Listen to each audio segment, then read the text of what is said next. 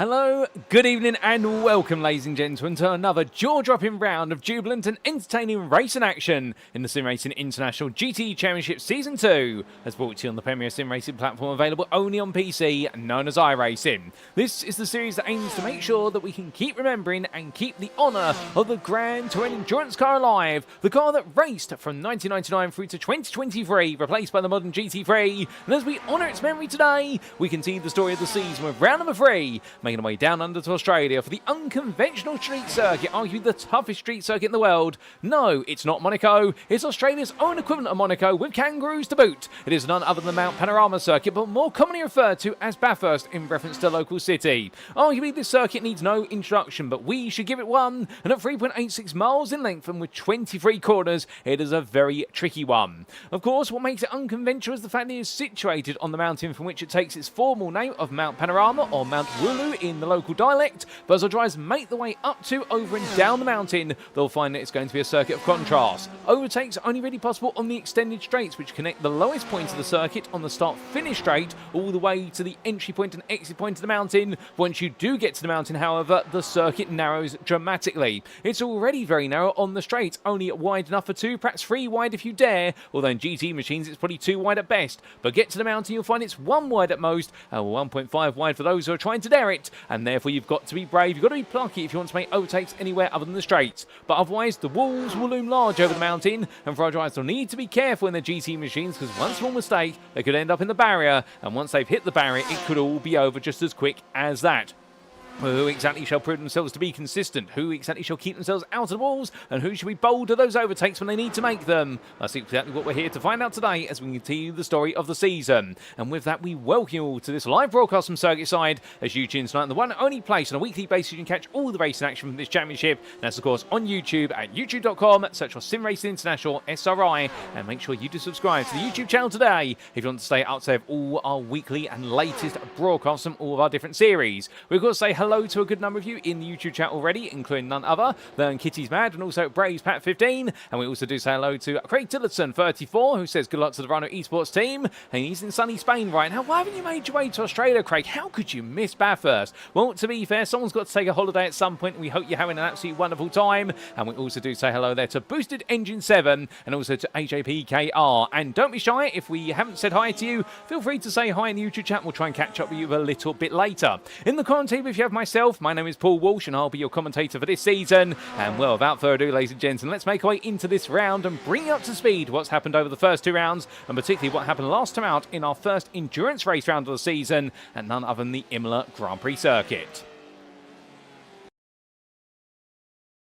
And so as we take a look back at our calendar then, we can see we have started our trip around the globe. We began in the USA at the Sebring International Raceway. That was round number 1 on the 27th of March. Last time out on the 3rd of April, just after April Fools, but nobody was fooled by the Imola Grand Prix circuit. And in round number 2, what exactly did we get to see? With the sun shining high and a very tight circuit, and we're a grand total of almost 60 drivers, all 60 drivers out there, although in reality it was an absolutely crammed grid. 52 cars made the way to Imola, and therefore there was very little room. But many were surprised in the fact they were able to get a good qualifying lap in from the outset. None more so than our winner overall and in the pro class of Philip Ansell, was able to take pole position in qualifying by almost 4 tenths over Wilson Liu. And well, in the race, he was under immediate pressure for overall and pro victory by Liu and also Isaac Fairweather, but he was able to hold on to lead on the first stint and then proceeded to gradually gap the trio as the stint went on, and the focus became more about the battle for second between Liu and Fairweather. Fairweather had to put up a stoic defence, no doubt about that, and in the second stint it was all Philip Ansell's to play with as traffic became an increasing factor as well, and he was just gradually able to gap his rivals more and more, as meanwhile for Isaac Fairweather things went very backwards unfortunately due to a black flag which was upgraded to a disqualification, if my memory serves me correctly, due to several contacts. And we also did see black flags cause several drivers to stumble over the course of the day, but not Wilson Liu, who became the runner-up of the day. Meanwhile in the interclass we got to see Mark Carlsberg take home a victory that definitely shocked shocked the entire class because he took pole position by 4 attempts over Jan Lintz, and he was second place overall for the first half of the qualifying session. And in his own words in his post-round interview, he was wondering if anyone was going to dethrone him from that front row of the grid because he shocked himself just as much as he shocked the entire field. But in the end, he was demoted down to 5th place overall in qualifying, and he drove very smart in the first stint of the race, letting the pro drivers around him go where he needed, but he always made sure he maintained a buffer to his inter-rivals. And what it meant was that as his inter-rivals became increasingly focused on battling for 2nd through to 5th, he was able just to control the race. Jan Lintz, Victor Chamorro, and Juskiewicz, and also Thierry, all were fighting hard all the way to the very end. And therefore, it was an infamous win by 20 seconds, although in reality, perhaps it could have been much closer, given the pace of 2nd through to 5th was not too far off of the pace of our winner. Meanwhile, in the club class, it was 2 from 2 for James Bostock, but if you read the room in qualifying, you wouldn't have believed it, because he was 3rd in class in qualifying and unable to match the front row times of pole sitter Mark Kent, who was 7 tenths faster than him, or 2nd place starter Jayden Innes, who was half a second faster. But he was at the head of the rest of the club class that was separated by only 1.3 seconds for most part, and what it meant was it was always going to be a very close race to be on the podium. Well, at least that was the theory. In the race itself, well, there was a major incident for Jayden Innes, and also a major error for Mark Kent, who was leading comfortably, and in Sunny it all fell into place for James Bostock, as all of his rivals behind made some major errors of their own, picked up black flags, or even some getting disqualified, and we have 6 disqualifications in that previous round of racing, the most we've ever seen in a SimRacing International race, due to the fact that Imola are very aggressive on track limits. And there was a little bit of jostling between drives that led to a few 4Xs, but James Bostock in the end was able to bring home the win, and he led home a 1-2 ahead of his teammate of Gareth Newton, and it was a very emotional day for Gareth Newton in particular, with one of his best results of his SimRacing International career to date. But those were your winners from last time out, ladies and gentlemen, and now here today on the 10th of April at Bathurst, well, it's back to a 60-minute round, but we've got sunny skies abound with a bit of cloud as well, and next time out we're making our way back to the US of A to VIR, the Virginia International Raceway, for its infamous fall course on the 17th of April. But coming into this round, well, we talked about the winners from the previous round. What about the standings after 2 rounds? Well, the good news is we can show you those. And we begin, of course, with the Pro Drivers' Championship standings, showing your top 12. Philip Ansell is the man to beat. 2 wins back-to-back. And right now, can anybody slow him down? Well, in his own words, he's only taking it 1 round at a time. He's not thinking about the fact he's the favourite, although he definitely has picked up a 12-point lead over Wilson Yu. And we know that we pay 300 esports driver back-to-back second places. He's definitely proven to be one of the most consistent, even if he's not the second best on pace. Meanwhile, Tim Perry sits in 3rd, not quite able to make it onto the podium last time out, but a 4th place finish, rounding off the top 5 almost, and in the end, well, backing that on to his 3rd place finish in round number 1. Understandably right now, he'll be feeling happy with that one on 94 points. Ryan Cassidy sits in 4th place there, and the Irish driver right now. I'm going to get checked for colour blindness at this rate. Well, I can definitely tell you one thing with Cassidy, he is looking very strong, and he is growing increasingly quick as the rounds are going on, just ahead of Mark Hutchinson by only 2 points. From the Altitude 3M Esports Ford GT driver, it's then Joris Peters Veem, only behind by a single point for GPX SimSport Xenon. And then from 77 points to 64, we have Christophe Dubois from the French team there of Live Sim Racing. We then have Pedro Liz da Silva in 8th place, the GPX SimSport Xenon driver ahead of Taos Vosberg, with the SRB Racing Machine being followed up by Max Chambers, who completes your top 10. And then it will be from him, we do see Aramas Zelinskas in 11th place, best the rest on 41 points, the best part of 5 ahead of Davidas Lorinonis. And that's the story of the top 12 of the pro class coming into this round. As for the interclass, well, here we can see Mark Kalsberg currently leading the way for Kudu Academy, and will lead him by a margin of only a single point there over Viadas and Juskiewicz, and that is because of the opposite run of form, in the fact that Kalsberg was able to bring home the win, and of course the endurance race rounds being worth more points compared to the feature race rounds, 50% more points, and therefore understand he's been able to just sneak ahead very slightly. How the SRB driver, it was a very backwards day for him, because he was in the thick of the fighting for 2nd place and wasn't quite able to bring home that 2nd place in the end, and which just did not quite go his way, and he was able to out-qualify Victor Chamorro to 2nd place by only 18 thousandths, but the pressure in the race definitely was building massively, and the pair swapped the places back and forward in the first stint, but the batting did mean, of course, that it was going to gradually force him into a position whereby he was going to lose out over time, and well, the 4-way fight really consumed him, albeit in the end we got to see him miss out on 2nd, but definitely convert it into a 3rd place. Flavin Thierry, well, he took the 2nd place in the end when all was said and done for the Valent Racing team, and the Frenchman after his 5th place in round number, feels as though that was a result that was coming to him very gradually. Jan Lintz, meanwhile, for the Gazix Racing team, sits in 4th, only a further 2 points behind, but he's a comfortable gap there, the best part start of 31 ahead of David Payne, who completes your top 5 of the Interclass. Behind the Kudu Academy driver, who's picked up 2 7s to his name so far, perhaps he's Mr. Lucky 7. We have Guangli 2 in 6th place there, with an 8th and a 6th, and in fact a double 8th place there as I correct my eyesight. And then we do have Oliver Kemp in 7th place, ahead of Victor Shimaro, who had not attended the season opener, made his debut onto the grid last time out for this season, but the Enosis Esports Spaniard always much loved on the grid, as are the team. And then we did see Justin Noel ahead of John Shamblin, and that's how your Interclass top 10 is completed. There's only 1 point between the last two in the top 10, and it's a further 8 points to Kevin Smith, who had the non-finish in the season opener, and last time out picked up a 9th place, and then Mikhail Abasek, having not attended the previous round, well, the Onyx Motorsport driver right now on only 30 points, and hoping he can pick up some more today. Then we come to the club class, and here we can see in the club standings, well, the story thus far is a situation whereby, as we do have the brief Evo lane there, in honour to the fact it was the class previously known as Evo, now known as Club, as you'll see that get updated in the background very shortly. But James Bostock is the man currently to beat at the very top. Indeed, can anybody slow this man down? Because it does seem as though right now nobody seems to be able to prevent him from moving forward. The GPX SimSport Onyx driver with back-to-back wins, and well, he's not going to be on the grid today, so therefore he self-balanced himself a little bit, and therefore he's going to have to miss a round it was much looking forward to at Bathurst, and therefore we will surely have a new class leader come the end of today. But will it be John Becker, the favourite, to take over from him, given the fact he's had a second and a third so far, and he's only 20 points adrift? Or could it be Dwayne Hoffman, the man who picked up a podium at his home circuit in the season opener, and a full place last time out, and once again proving you don't need to be the quickest to be one of the best in the races, you just got to be smart about your strategy and keep it cool and consistent. And the Full Tilt Virtual Motorsport driver is then Gareth Newton, only a further 2 points behind there. Absolutely buoyant after his second place finish with GPX SimSport Vertex, and therefore he'll be hoping he can add another podium today, and with that, perhaps moving to the top 3. Marcus Clayton sits 5th there for Rhino Esports, with the lovely liveries, and with the lovely dashboards, we should say. And right now, in a very confident position, is the American driver on 72 points, because he's only 1 point ahead of Nathan Healy, but moving forward in that 5th place, and therefore hoping that perhaps some more points will come to him, and he can start to probe at the top 4.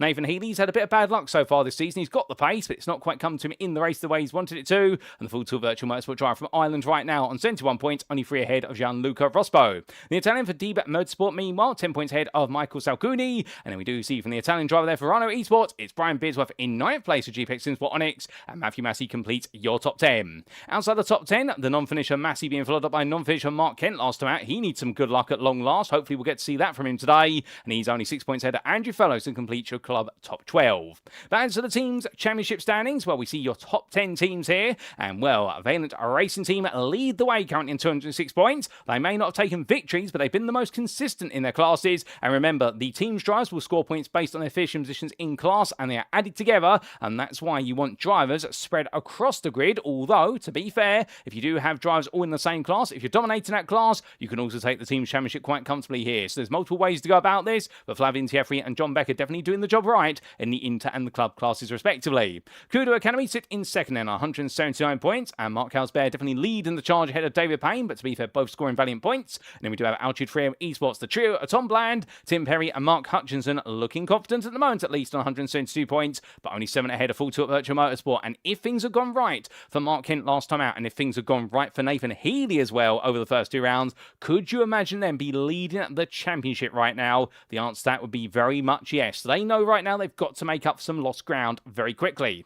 SRB Motorsport sitting 5th there for Taos Vosberg and Vidas Andruskevicius, 5 points behind, but only 2 points ahead of GPX SimSport Onyx, not in the championship places right now. They'll earn them trophies, and they'll be hoping to get back into that top 5 as soon as possible. Kuda Motorsport sit in 7th place with contradictory form for what is Philip Ansell, Isaac Fairweather, and Jaden Innes, where Ansell, of course, has been absolutely unstoppable, it would seem, albeit he's not going to beat himself up that much, and to be fair to him, he's been very smart about the way he's approaching it, but Isaac Fairweather not landing the results the qualifying has suggested he would earn, and the same for Jaden Innes. Things haven't quite gone the way he's wanted them to so far. Concord Motorsport sit in 8th, and they on 130 points are only 2 behind Kuda Motorsport, and only ahead of GPX SimSport Xenon based on result countback. And then we do have Verano Esport with Edge Overlays, the lovely overlays there, rounding off the top 10, and that is the combination of Sal Cooney and Clayton, and well, they are looking good coming into this round. But indeed, we've got so many teams looking to chomp at the back end of the top 10 right now. It could all change in a week's time.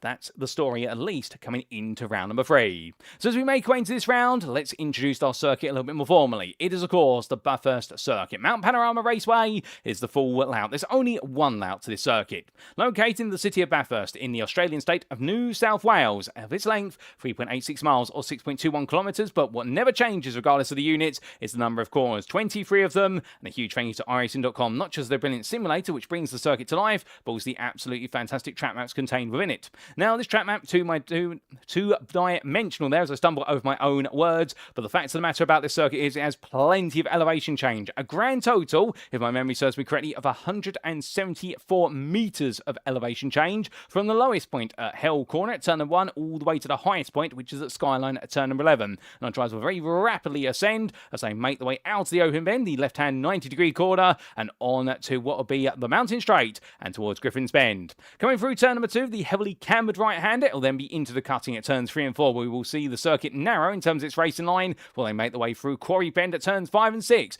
Then it will be into the triple left-hander that begins at 7, 8, and then 9, and it culminates, of course, at turn number 10, when McPhillamy Park there, a corner where if you go wide or hit the exit curb, you are going to be going straight to the barrier. But make it out okay, you'll be heading over Skyline, which looks to the Skyline distance. It's where the sun will come up when we do go from night to daytime, albeit we, of course, are racing in daytime for the purposes of this race. We would not scare our drivers by racing at night. And as they make their way down the hill, it's all downhill at that point through 12 and 13, trail breaking as they go, and in towards the dipper at turn number 14. Out to the left-hand kink, it'll then be through 15, 16, and 17. We're coming through the sharp right-hander at turn number 17. You're off the throttle and starting to go onto the brakes to set up your run into the hairpin of Forest Elbow, which does have a huge downhill gradient, and then it's coming out today. You need to go full throttle all the way through the kink of 19 and on to the Conrod Straight. All the way down to the Chase Del Go at turns 20 through to 21 and onto the brakes before the chicane of 21 and 22. Left into right and uphill through the apexes, but then flat out before going downhill into Murray's Bend at turn number 23 to complete lap and do it all over again.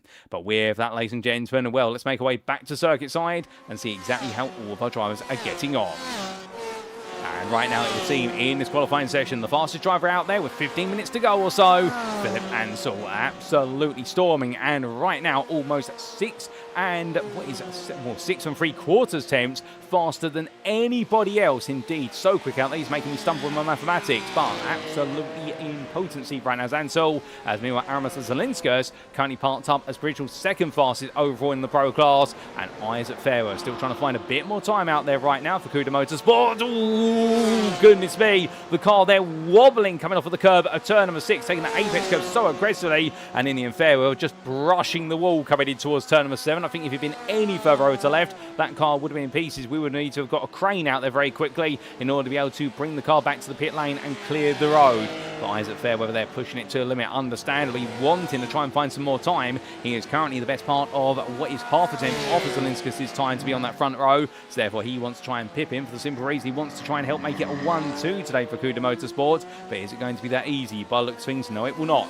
Meanwhile, Taos Vosberg currently sat in 4th place, and this is one of his best qualifying performances thus far this season for SRB Motorsport. Will we get to see him line up on that second row, or could Christophe Dubois potentially dethrone him from that position? And right now we do have your Corvette C8R GTE driver looking quite quick in the car. That hasn't been the strongest so far this season. The Corvettes have definitely been brought into line. It does seem to have become a little bit of a Porsche 911 RSR Cup, if you will. However, we are seeing some stellar moments from our Corvette drivers, as we are our Ferrari, our BMW, and of course our Ford GT drivers. Now, as we come down to what will be none other than the Interclass, well, it's Mark Kalsberg, who's currently the fastest of them all. He's 8th place overall. Oh, as the car twitches loose there for turn number 6 and goes into the barrier. And, well, that's not good at all for him. He'll tow to the pit lane immediately. And, well, that's a big error there. And, well, small errors like that can knock your confidence. So he's going to need to take a bit of a breather. But before that, he has been looking the strongest in this qualifying session for the Inter drivers. He is currently the best part of 3 tenths faster than David Payne, his teammate for Cuda Academy. And Payne right now heading onwards. And understandably here, second fastest in Inter. He'd like to make it 1-2 alongside his teammate. However, he may just have a little bit of a quandary trying to stop him from doing that, because 1.5 tenths behind him, with Mark Hutchinson split in the pair from the pro class, it is going to be Kwong Lee 2, who currently in Inter is the 3rd fastest, and well, he's just ahead of Oliver Kemp. very close between them for third and fourth, and they would line up on the 6th and 7th rows respectively at the moment, with John Shamblin not too far away, completing that top 5. Here is Shamblin right now, and you do see him making his way down the hill very gradually, but as he does so there in the WeatherTech machine, of course, the much-loved driver from the North American continent, making his way on through and looking quick here. He does enjoy this Bathurst circuit, but between himself and 2 right now is Kemp, and Kemp just in front there. And well, both of the Porsche drivers absolutely pushing it to the limit. You do see the Concord Motorsport car roaring its way on down, and the 2 teammates working together right now, with Shamblin trying to pick up a bit of a distant tow in order to help him out. And I do believe as they head on down the straight, well, they do have a little bit of company of the We Pay 300 car behind. That's not currently 2 following, however. That is one of the other drivers. I believe that is none other than Wilson Liu, currently 7th fastest overall and in the Pro class, and not quite mirroring his previous qualifying performances. Normally he has been chomping after what has been 2nd or 3rd in the qualifying order, but currently 7th. There may be some bit more time out there. Shamblin lets him go onto the racing line there, and in fact both Kemp and Shamblin both back off, and at release 2 to go on to what is the start finish straight. Does he improve? And the answer is going to be no, he does not, as he prepares to tow to the pit lane. But meanwhile, Mark Kent is parked up in the pit lane. There you can see his BMW M8, the absolute Godzilla machine in terms of its grille. Well, right now the German Mark definitely suiting Mark Kent, and looking to be the quickest in club class by some margin of what is, if I'm not mistaken, he's looking to be the fastest there by 1.1 seconds over Ivan Hopka, as we do see the Corvette drive parked up at the end of pit lane. Well, I don't want to poison this right now for Mark Kent, but given the dominance he has put into some qualifying sessions in this season so far, surely that 1.1 second margin's got to be worth something today if he wants to secure that win. If not, well, he's going to have definitely the worst luck in the world. I would never recommend he buys a lottery ticket or what is a chocolate bar with Willy Wonka's chocolate factory ticket in it, because he'd probably end up tripping over, losing the ticket, and it would be the winning one. That's the last thing you want to have happen, as we do look to Sebastian Schwerdtfeger's car making its way onwards, currently in 29th. Overall 14th in the Intercars. Lovely livery on that car, it must be said, and he'll be hoping for a little bit more before the qualifying session is done. But as we made a bit of a detour away from our top 2 in the club class, let's come to your 3rd fastest in the class right now. There's Matthew Massey, currently parked up, and well, this is going to be his potential best qualifying points of the season so far if he holds on to that 1st place. And well, the gap between himself and Hauptke is to the tune of none other than half a second, but between him and Gianluca Rospo, well, you can see here Rospo right now not too far behind at all. The gap is 1.5 tenths, so therefore very tight between these 2, and it's a further 2 tenths to Nathan Healy, who's in the pit lane at the moment, completing the top 5 in the club class. There you can see him parked up in the purple Full Tilt Virtual Motorsport car, and now you can tell the difference between the drivers. Kent has the red and yellow scheme, meanwhile Healy, you see there, has got the purple and yellow scheme. And then we do have none other than Dwayne Hoffman, who's not in the pit lane or in the car at the moment or out on circuit, and he does have the blue and yellow scheme. Meanwhile, Gareth Newton, he gets to get a lap on the board. Our 2nd place finish last time out at the Imola circuit, and making his way on a round at the moment at least. Hoping perhaps there's a little bit more time to be found out there.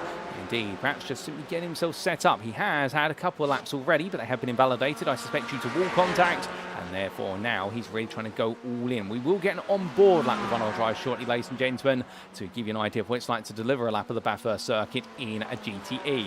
Now, in terms of penalties coming into this round, we do have 1 penalty. It doesn't stop him from qualifying, however. It's for Chad Henson. He does have a drive-through penalty that must be served at some point in the race. The Turbo Rennsport driver in the Pro class and picked up more than 10 licence points in total so far. He's hit the limit of 10 licence points, and therefore he has hit the first mark for a penalty in a race, and that means he has to take a drive-through which must be served either on lap number 2 onwards, alternatively by the end of the race. So he can't do it on the final lap. He cannot try to cheat his way out of the drive-through penalty, which of course you could try to abuse the rules. Indeed, many of you may remember an infamous incident involving Michael Schumacher in Formula 1, where essentially I do believe he got a drive-through penalty and decided to finish the race by driving through the pit lane. And well, that led to essentially a loophole in the FIA rulebook being closed out there in the era of Ferrari International Assistance, as many would nickname it at Formula 1 in the Schumacher era. Albeit whatever you say about Ferrari International Assistance, you've also got to respect the fact a 7-time champion had to put in the craft for it, and indeed it doesn't rule to be potentially fabricated or broken. You found a way to do it, but that's the way to win, of course. Until you break the rules, you're bending them and you're following them to the letter to a degree,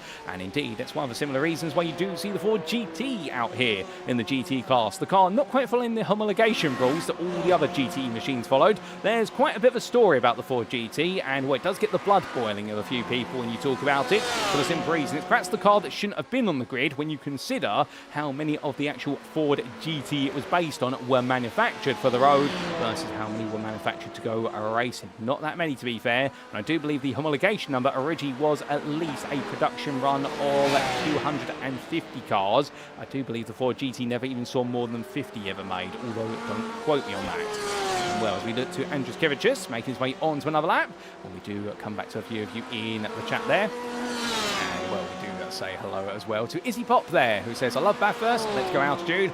And good evening to Izzy, great to hear you love Bathurst. Indeed, a good number of us all absolutely love this circuit, no doubt about it. And well, as we do see there, some faults from Braves Pat, who says Matt Messi with a high IQ quality lap there, and he's doing quite a good job to keep on moving forward. And well, also saying the start is going to be pay-per-view TV. It'll be very interesting to see how they all get on the open lap. Now, we do have a special rule in place for today with regards to this circuit, and that is whether you make a mistake on the circuit or not. If you do have a bit of a moment at any point beyond turn 2, so at Griffin's Bend all the way to Forest Elba turn 18, and if the car cannot very quickly, practically immediately, it'll be deemed, so within 1 to 2 seconds, if the car cannot be returned to the racing line or up to speed and driving in the same direction as the rest of the field, we are enforcing a mandatory tow zone for our drivers. They will be expected to tow to the pit lane immediately. So if they end up at 90 degrees in the middle of the dipper, they're expected to get out of the car as quickly as they can and get it back to the pit lane. If they do not, and it is found then to have caused a subsequent accident as a result of other drivers coming into the scene of the incident, which could have been cleared by the time they got there, then the driver who has caused it, or the car that did not tow, will be subject to much harsher penalties than we would normally give out at SimRacing International, specifically for this round, because we are aware of the risk factor, which of course here at Bathurst, as Philip Ansell decides that he does not care about the risk factor here, as he goes even faster, now 8 attempts faster than Zelinskas. I do not believe it. The man is absolutely possessed to try and go a second faster than everybody else. He pulls the pit lane. Well, of course, the reason we do have that more aggressive penalty system here today is just because of the risk at Bathurst. Indeed, any tight circuit like this, that one error for a driver up the road, and if everybody does, and if everyone does not see the yellow flags in time, then suddenly we could lead to quite the effect of dominoes, if you will, and that's the last thing we want to see. But as we do say hello as well to none other than Andrea Marchetti, who's cheering on Gianluca Rospo, and we'll also say hello to the Rhino eSport account there. Well, the question from Braves Pat saying, how much time left in qualifying? We've got 5 minutes left to go. And, well, right now, as we do head on around, well, the one thing we can try to do is see Gianluca's going around. He is on a qualifying lap at the moment. He's midway through the lap. We're going to try and get a start of a lap to give you the on-board. So therefore, we're not going to quite get around with the Italian Stallion, as he's been nicknamed down in the paddock. Instead, we are going to be coming to none other than the Irishman here, who I said was Italian earlier on, albeit you have to appreciate the fact that as he makes his way on around here, he's definitely Irish. And, well, Ryan Cassidy is going to head towards the timeline very shortly, coming down in towards what will be none other than Murray's Bend. And as he does so, well, here we go, ladies and gentlemen, for an onboard lap with our 333 driver. So making his way across the timeline, the Porsche 911 RSR, and bringing himself over to the right-hand side for turn number 1. Into Hell's Corner, braking about 90 metres from corner apex and down to second gear. Plants the throttle on the apex and go. Now flat out all the way out the mountain straight as he roars his way onwards. We're now getting ready, of course, for the start of the hardest section of the circuit, which just happens to be 3/4 of it as he gets ready to go onto the mountain. Start the mountain straight, gradually letting the car list over to the left-hand side, and now looks to his left-hand side for his brake mark. It'll be the 100-metre board. Brakes just after it, down to third gear, attack the camber of the corner, and carry the speed up the hill. Now run as wide as he can there, bouncing around with the road, and in towards turns 3 and 4, the cutting. Turning in nice and sharp, and onto the brakes there, down to second gear. Runs a little bit deep, but will correct that on exit, and now fighting with the car as he makes way on through. A little bit of oversteer there, but gets it together nicely as he now makes his way up through. Turn at number 5 in towards 6, and that's the triple left of 7, 8 and 9. Coming on through here, it's all about lift and coast the throttle through turn number 9, and in towards McPhilly Park at turn number 10. Take a little bit of entry curve, and now off the throttle, and back on the throttle as you clip the apex curve to rotate the car through. Over Skyline now, onto the brakes once for turn number 12, onto the brakes twice for turn number 13. Does he let it go a bit deep? He does! Oh, and it's into the barrier there for Cassidy, pushing a little bit too hard, and in the end, hitting the barriers. And that goes to show you what happens when you don't quite get it right. But Oliver Kemp, meanwhile, still trying to put up a bit of a fight here in qualifying with 3 minutes to go. And as he rolls his way around, well, how much more time has the Concord Motorsports driver got out there? He's trying to find a way to dethrone Quality 2 from third place in the inter-qualifying. And we jump on board with him to carry on the story of the qualifying lap as he heads down the hill. Now, as he does so here, does he get this right? Well, Cassidy got it wrong. Yes, he does. Nice and tight to the wall. Now, into the dipper there. Chucks the corner in. And as he does so, now brings the car out nicely. And rolls his way through turn 17. Onto the brakes. He goes understeers quite a bit there. Coming to Forest Elba, pushing too hard through turn 17 and completely spoiling his line. And we'll stay on board with Kemp for the rest of this lap. But right now, well, he's definitely going to butcher that corner. And Forest Elba there, he's going to have lost at least 3 to 4 attempts. It may even add up here as he makes his way down the Conrod Straight. But as he does so, heading upwards of 165 miles an hour already. Remember, this is in clear air. He's hitting 170 as he goes into the chase in dirty air. And they'll be coming down to this braking zone in excess of 180 miles an hour when they max out, if they've got less rear wing on the car. And we're coming out of the chicane and now building himself up for one more lap. Well, Kemp's going to give it one more go as he just lifts off a little bit and gets himself mentally set up on his way into Murray's Bend. He'll have one last shot at this. But as he heads onwards, we've got a driver off the road. I think that is Salcuni, who's had a little bit of an off. We can see him just rejoining over the crest of the ridgeline in the background. For the Ansell Mimo on and out lap. He's going to have one more go to see if he can go even quicker here as he's going to try and help out one of his teammates as he does crawl on the outside there of Corey Bend, trying to keep as safe as possible. That's not going to be easy. But 1.5 minutes left to go. So if a driver's not on a qualifying lap, they're going to need to go on to one shortly, because otherwise it is now going to be all or nothing. Speaking of all or nothing, John Ludbrook promotes himself up to none other than, I do believe, 32nd. So Ludbrook finds himself now 16th in the interclass on a 201.304. So a good little bit of an improvement there from Ludbrook. In fact, 0.34, I should say. Get the time correct. Meanwhile, further down the order, Marcus Clayton, he goes on to his final flying lap. He's currently down in 38th overall, or what is 6th in the club class. Flashing the headlights there to the SRB Motorsport car, trying to say to can you politely get aside? And it does so, because Clayton right now wants to go all in his Corvette. Understandable, because of the fact he wants to try and see if he can gain any more time. Now, we do not have any valid qualifying laps set by Max Dean, nor Dwayne Hoffman, nor Chad Henson, or John Becker. So the four of them will be starting from the back of the field, what will be a 47-car grid in terms of the number of drivers who made the way to Australia today. So not quite the 52 we saw from last time out, but to be fair, a very healthy amount, a copious number of drivers here. And it's going to be a very exciting opening lap, no doubt about it. Meanwhile, as we do see Arian Cassidy come to the line, is he going to improve this time around? He will go on to his final tour, and as he does so, we had the onboard earlier on, it went a little bit wrong, but this time perhaps it will go a bit more right. Meanwhile, those who are coming towards the end of the lap, here's Mark Calsbert coming on down. He's going to be your provisional pole sitter in the interclass, and well, coming into the pit lane there. Does not improve, but I think he feels as though he's got the job done. And when he is currently the best part of what is 3 tenths faster than his teammate David Payne, I think he can take a bit of silent confidence with that. You know, Payne makes his way towards the line very shortly, coming out of the chase chicane. And as he heads towards Murray's Bend, well, what's it going to be here? Can he move up from 10th place? Can he potentially move tonight? Can he potentially surprise his teammate? Well, he's going to surprise himself by running a bit wide there at the final corner. That will completely spoil the lap. And he was personal best in the opening sector, but he won't be personal best anymore. Pedro Luis da Silva makes his way into the pit lane. As he does so, he's currently 7th fastest, and you will see the 355 drive will be joined by a car running the exact same livery as his, and that is going to be Clyde Vella, who we have yet to introduce, albeit I do believe we have got Clyde out there today, and we will introduce him when the time is right, ladies and gentlemen, because he is joining the interclass with GPX SimSport, and we look forward to seeing how he gets on his debut. As Rian Cassidy parks it up there, he's not improved, and that is qualifying complete. So, in the end, it is Philip Ansell with the largest pole position margin we have seen so far this season by almost 7 tenths over Wilson Yu, has taken overall and pro pole of 57.494, an absolute monster lap there, but now he's got to try and deliver those time and time again when we go racing. Wilson Yu takes 2nd place ahead of none other than Aramis Zelinskas, and it will be Isaac Fairweather completing your front 2 rows. You have to go to 8th place for your interpole sitter, and that will be Mark Calsbert ahead of Joris Petersveen, and then on what will be 10th place, it will be David Payne, and he'll be very pleased with that to be 2nd, just behind his teammate, and then ahead of Quanley 2 and Oliver Kemp, who make up 12th and 13th on the overall grid, with John Shamlin right behind them, a very tasty and tight top 5 in the interclass. class, but particularly for 3rd through to 5th, we could see a repeat of Imola -1 place. Meanwhile, you have to go all the way back to 29th for Mark Kent, who will be taking your club pole position, and in the end getting that club pole position done by a grand total of practically a second over Ivan Halpka, who then did improve a little bit, but not enough to be able to threaten Kent. He'll take 2nd, and then Matthew Massey and Gareth Newton will be behind on the 18th row, 3rd and 4th in class, and they really open up the door to the rest of what will be your club class drivers, with Gianluca Rospo right behind them and Marcus Clayton also on that 19th row, and Nathan Healy and Jaden Innes just behind them. It's going to be very tight.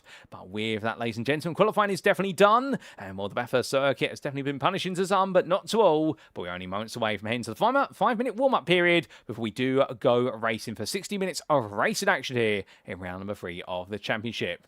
But as we do say hello to a few more of you, including Jordan Stapley, who's here to cheer on Matt Massey, and also the Full Tilt Virtual Motorsport drivers. And good evening to you, Jordan. I hope you're doing well. We also do see Captain Find 8042 here to cheer on none other than Gianluca. And well, we can see quite a few Gianluca fans here, including Marco Pitaluga as well. And well, as we do see this qualifying session come to a formal end, quite stable conditions here, although a lot of clouds in the background. I can promise you we are not expecting any rain here today. Indeed, rain could occur in Australia, but right now as Australia makes its way through what is the culmination of its autumnal season, we are heading towards winter very gradually in Australia, being in the southern hemisphere. Well, we're not going to put any rain on the cards here today, or at least see it. But we are going to see a few drivers decide to make their way back out there, perhaps, for this practice warm-up session, including Nathan Healy there for the Full Tilt Virtual Motorsport team. But leaving the pit lane right now, that is going to be the bright yellow machine, making its way on the BMW there of none other than what I do believe that is none other than Davidas Loilonis. In fact, no, it's not. I'm getting my BMWs mixed up.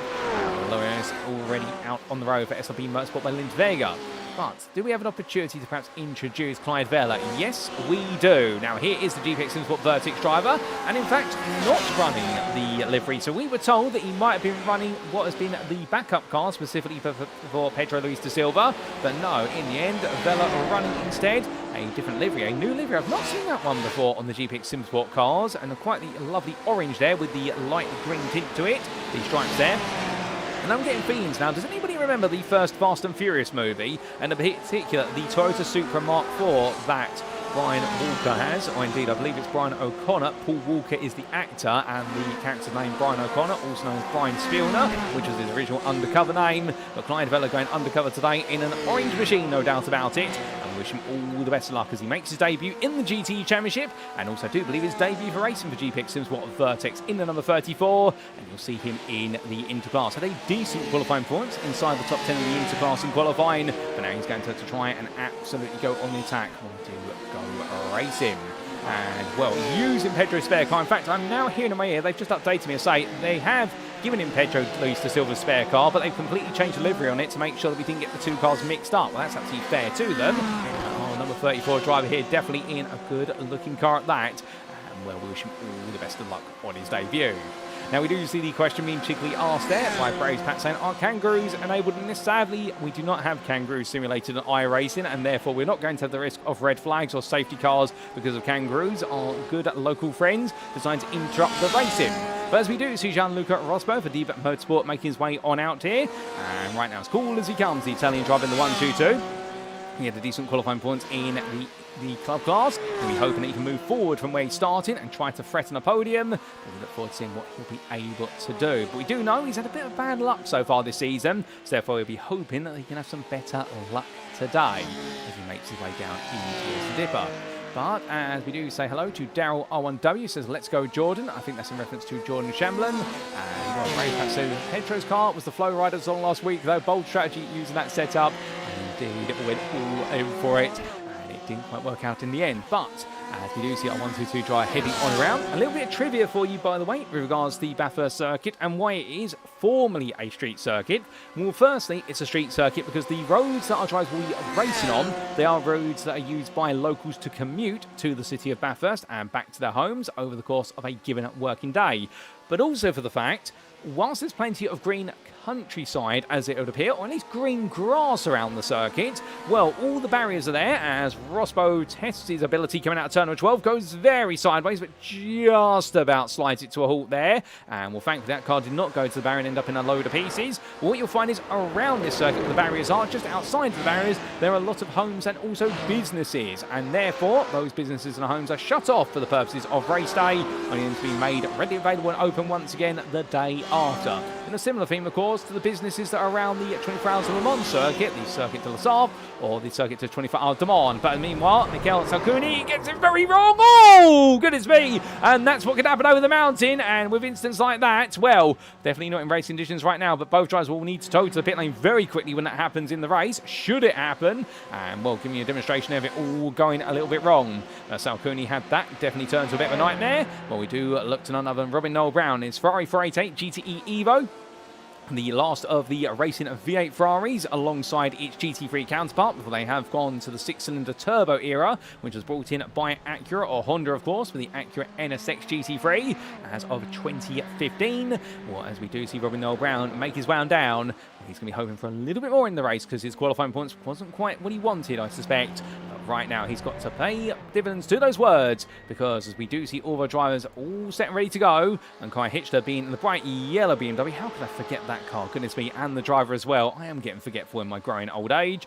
Well, the 310 driver will be all set. They are all set because it is time to make our way to the grid for our one and only race here in round number 3 of the SimRacing International GTE Championship Season 2. And of course, we are here today at the Mount Panorama circuit in Australia.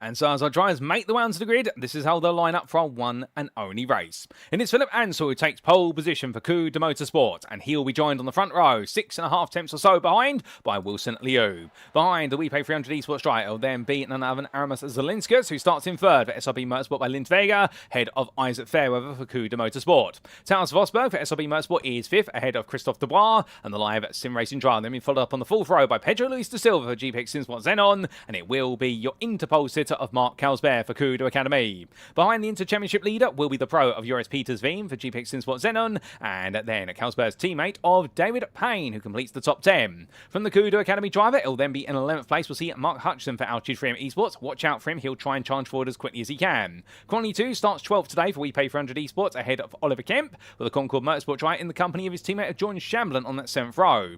Row number 8 will be occupied by Rian Cassidy for Team Endurotech and Gazix Racing Team's Jan Lintz, with none other than Sebastian Schwerdweger starting 17th, ahead of Leopard Esports' Kai Hitchler. Completing the top 20, albeit starting from the pit lane now, as we understand it, is Vidas Andruskevicius for SRB Motorsport, and then it will be none other than Kevin Smith, who completes your top 20 for Rhino Esports with Edge Overlays. 21st, it's Robin Noel Brown for GPX SimSport Vertex, ahead of Christian Ablas of a Gasex Racing Team. Then it'll be Davidas Loinonis starting 23rd, ahead of Clyde Vella on his debut, ahead of Rene Maurer and Victor Shimara on row 13. Row 14, we have Sammy Alex making his debut, the Portuguese driver. He missed the first 2 rounds, but he's got his rig all set up now. We're very pleased to see him here, the Portuguese, and he'll be ahead of Mikhail Abasek for Inox Motorsport. Mark Kent, your club pole sitter, starts 29th for Full Tilt Virtual Motorsport, ahead of Flavian Tiefri. And then outside that top 30 is going to be Max Wheeler, ahead of John Ludbrook. Then it'll be Ivan Halpka, ahead of Oliver Grenier. And then we will see Matthew Massey and Gav Newton completing that run down to 36th. But we're going to have to stop there, ladies and gentlemen, because as the drivers make their way out the final corner, it's a very short formation that. We do apologise for not covering everybody, but we are green just like that as Philip Ansell takes us away for 60 minutes of racing here today at the Mount Panorama circuit, roaring his way into turn number 1. And as he does so, a good start for him there as Wilson Liu and Isaac Fairweather look to go on the attack, and Fairweather already making up 1 place, or is he? And it's going to be Zelinskas side by side with him heading up the hill. But as they make the way onwards, all the whole field right now safely through the opening corner, it would seem, as all with 47 of our drivers heading onwards towards the mountain. But side by side still there between our third and full place battlers, and Zelinskas in contact there and sent to the barrier. Oh, the Ford GT comes back on the road. He's going to have to tow that immediately. He won't be getting that going. He's going to try to, it's going to cause a check-up. And well, as everyone starts to pile into the scene of where it's gone wrong, they'll fall like dominoes. And further back, those are able to survive and avoid it. Well, that's definitely going to be a bit of a moment there for Zelinskas as we see damage to the car of what is, I believe, that's Robin Noel Brown. A couple of cars have been wounded by that, and they're all falling backwards now. Oh my good lord, that's Marcus Clayton crawling along there, and Clayton right now, I don't even get the car stopped in time, and well, several cars have been caught up there, including Gianluca Rospo. Well, it went wrong in the warm-up session, and it's gone wrong in the race, and right now for Rospo, that's definitely going to be a frustrating start. However, he's still got plenty more time. But as we do see Ryan Cassidy, he's been able to gain some ground as a result of what's happened. I want to get a replay of that when we can, because definitely not the way anybody would the race to start. Well, right now, Cassidy ahead of Mark Hutchinson, and Hutchinson as well, gaining some ground early on for Altitude 3M Esports. Albeit 1-2 right behind him. From them as we do look to Isaac Fairweather and Tals Vosberg. Well, there you can see Vosberg for SRB Motorsport on the back of his fellow Porsche driver, and then Christophe Debar in 5th place. But heading onwards and roaring the way towards the next set of quarters. Well, Vosberg trying to find a way around Fairweather. That's not going to work. Looks one way, then the other. And in the end, I think he's flashed his headlights there, Finn. And so Fairweather perhaps moved a little bit late on him. Although, to be fair, those speeds, what constitutes late, well, is on time, is much closer. It would be at much lower speeds. Remember, as we say there, in clear air, they're hitting the run in towards the chase chicane at approximately 170 miles an hour. In the slipstream, as Vosberg is experiencing, he's heading towards 180 miles an hour. And that is going to be a huge amount of speed he's carrying. I mean, on Joris Petersveen, he's had a decent start to the race as well as they come through the opening bend. And the GPX SimSport drivers there, at least Stewart and Petersveen, gaining that ground quite happily. Mark Carlsberg, meanwhile, ahead of his teammate David Payne, 8th and 9th respectively. Bakudo Academy in the Interclass, they are 1st and 2nd. And then Conley 2 is the 3rd place runner there. But to head up towards what we turn on to for the 2nd time, further down the order, we do have Kevin Smith, Jan Lintz and Sebastian Schwerdberger all together as they roar onwards, and Lintz going to look one way, then the other, but in the end can't find a way to outbrake Smith in towards what will be Griffin's Bend. Got to wait just that little bit longer. Meanwhile, Mark Kent finding himself in a very familiar situation to Imola, right now still leading the club class very happily in 24th overall. Survived all the chaos that occurred on the opening lap, and meanwhile it's going to be Ivan Hupka, who currently is 2nd of the class, the privateer, and indeed not a scratch to the car. Just ahead of Gareth Newton and Nathan Healy, and Healy's been a bit of a beneficiary with all the madness that played out as he ride on board with a full tilt virtual motorsport driver. Now at this point, he's just got to settle down into the race. He's been in these situations before. Sebring, of course, things did not go right at all, and Imola as well. But he has been a fast driver, but we've got to now see what he can do over the distance here. Because remember, you don't need to just survive one lap, you need to survive the best part of 30 of them at Bathurst. That's our approximation for how many laps we will see today, presuming the strategy is the one stop, which it should be. And coming over the hill right now, well, Gareth Newton in front there. Well, he's definitely had a solid start. Started 4th, up to 3rd. And right now, our Irishman of Healy just waiting as Newton goes a little bit deep there into the dipper. Not quite the happiest of lines, but I suspect at risk of locking up the brakes, and then to roll off the brakes in order to make sure he did not have a lock up, as that's a very deep run there from Hauke. I don't know if you all saw that in the distant camera view, but Hauke almost mated himself with the barriers there at Forest Elbow, and that would not have been nice if he'd gone straight into him. That would have been a car completely out of the race. So therefore, thankfully, that did not happen to him. And Gianluca Rospo, meanwhile, he's still trying to keep this car going, to be fair to the Deep Motorsport driver. And well, the meatball flag there is to say that the car is damaged to the point that it should come into the pit.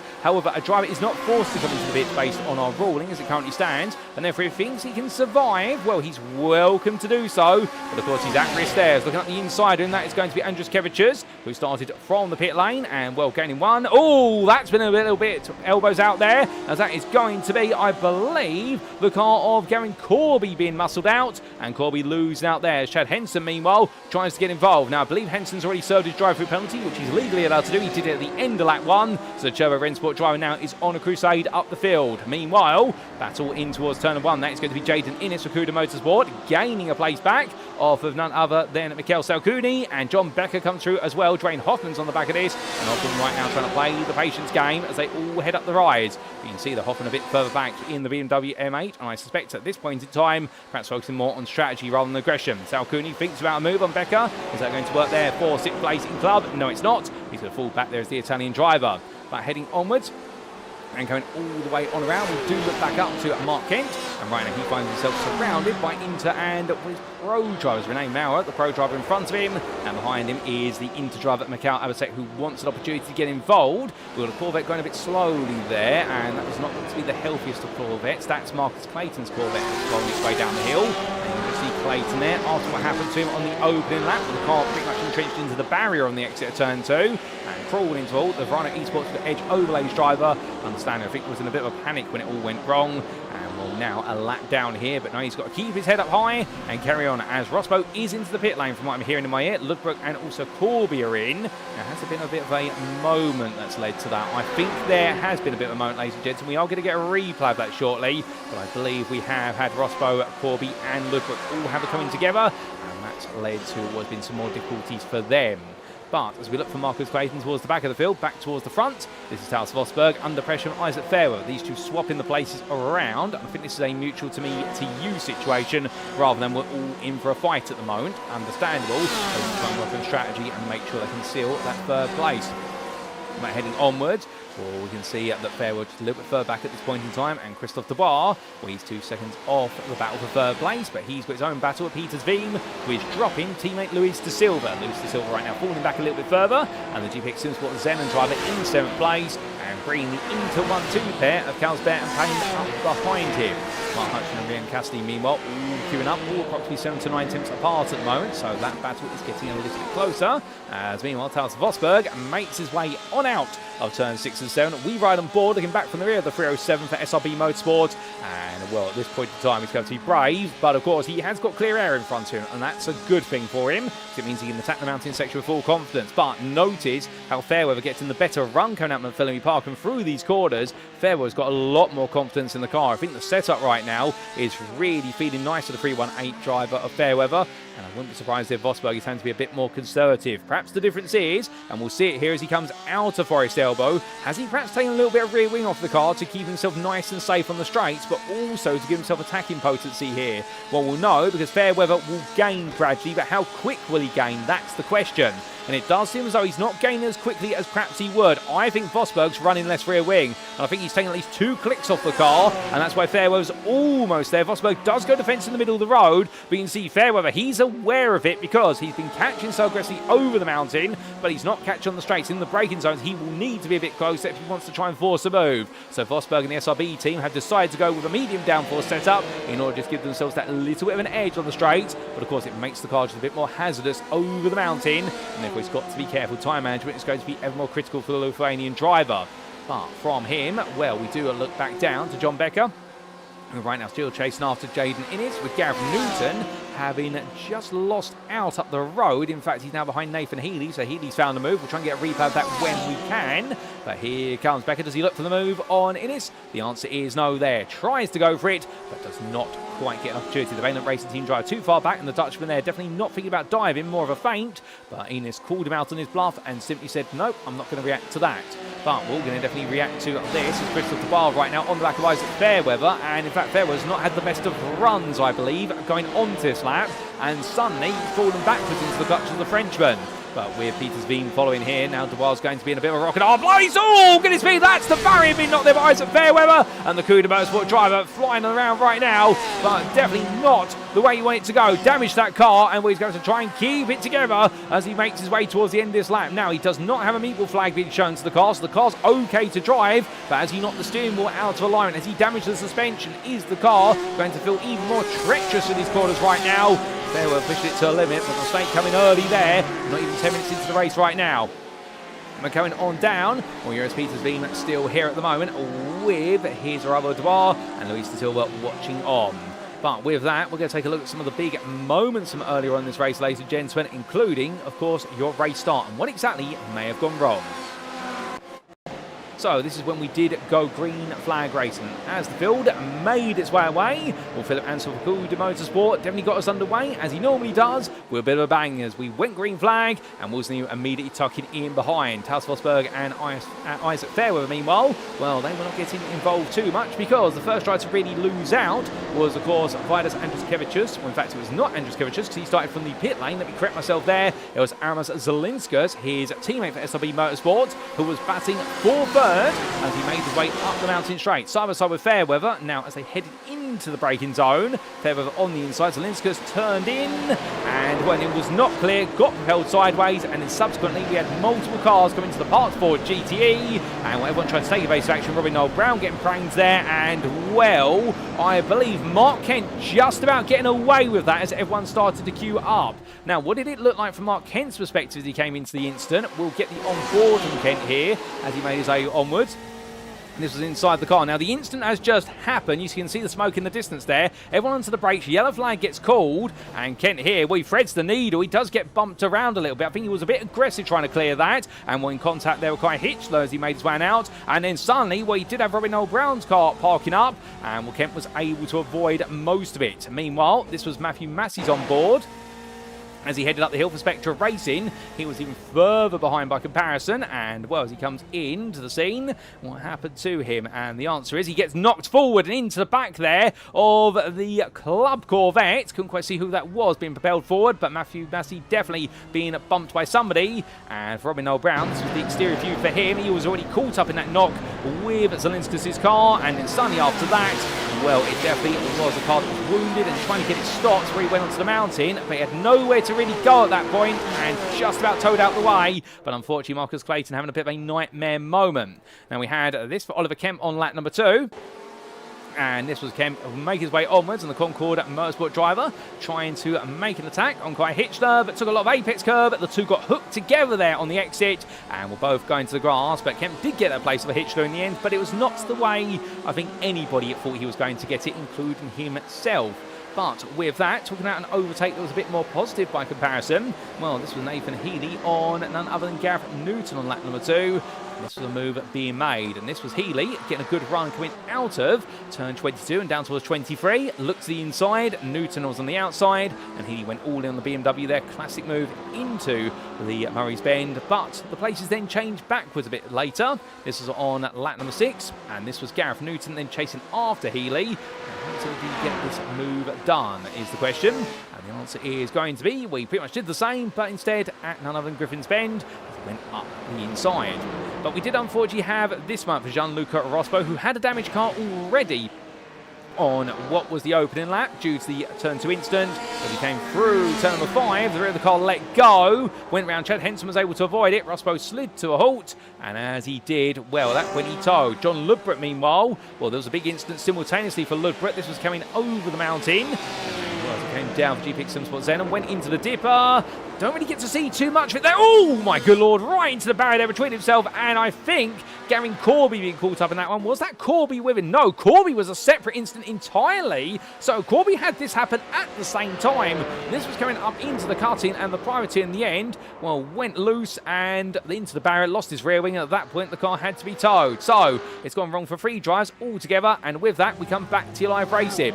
And as we do, well, we come back immediately to Isaac Fairweather. Oh, that's into the barrier at the Wins Forest Elba, and he tows the pit lane there, getting the car out of the way. And we do get a quick replay of that for the Cuda Motorsport driver. Home circuit. And, well, what exactly went wrong? The answer is cleared the dipper after a big crush of ball earlier on. And under braking here, the car snaked away from him. The rear let go, and he had to try and straighten it. But by the end, oh, goodness me. And, well, that was the portion, none other than US Peters being just squeezed in between there. And somehow surviving that one as Isaac Fairweather. I think the frustration definitely showing there. But meanwhile, as we come back to live racing, it has been an absolutely crazy when it's opening at 14 minutes or so. There's even more of this race to come, no doubt about it. But Philip Ansell right now, 5.5 seconds clear and just gradually pulling away at station at the front of the field. The Cuda Motorsport driver ahead of Wilson Liu. Liu right now, 5.5 seconds onwards, and indeed it does seem as though he's 6.2 seconds ahead of Towns Vosberg, and Vosberg in a very lonely 3rd place in the Pro class. He does have some company around him, but it is not a lead lap company, we should say, as I do mince my words. And we do see any questions there being asked in the YouTube chat. We'll come back to that shortly. But SRP Motorsports Vosberg at the moment, well, definitely looking to try and secure that first podium of the season. Looking good to do so.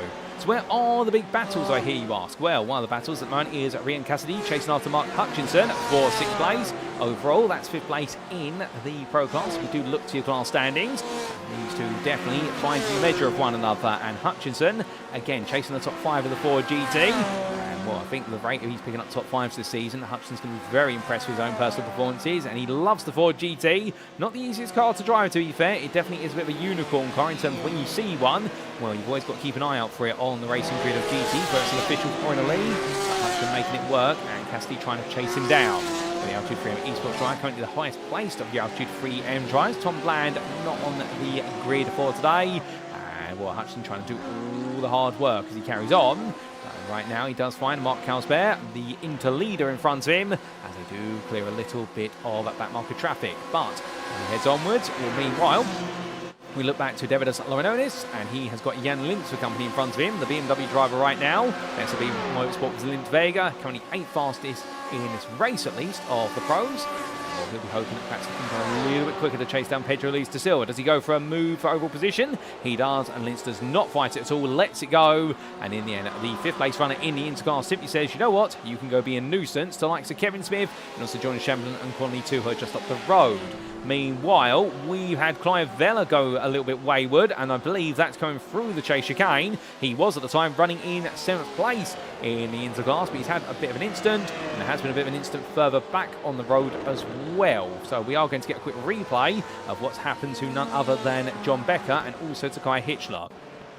Now, this was Becker making his way out of the cutting. The rear of the car let go into Quarry Bend, hit the barrier. Ooh, and that was so close there. Car's going through the corner, and Becker would need to tow, but he did in time. And unfortunately, Kai Hitchler getting caught up in that, as well as your coup of the motorsport car there of Jaden Innes, and all three of them having to tow to pit lane as a result. We have this to Clyde Vella, and well, Vella there for GPX SimSport Vertex, making his way on down. Nothing anywhere near as dramatic. This was into the chase chicane, lost the rear of the car, slid a little bit, then tried to overcorrect it. You could see what he's trying to do. He was trying to stop it from sliding, sort of did that on the brakes, and then halfway through thought to himself, well, what if I now get off the brakes and let the car roll? At which went the rear of the car came unstuck first and tried to turn him onto the grass. So Vella losing out there, did the right thing, but of course his mind seemed to be in two places at once, but was able to keep it together. And then we did have this Mikel Salcuni meanwhile.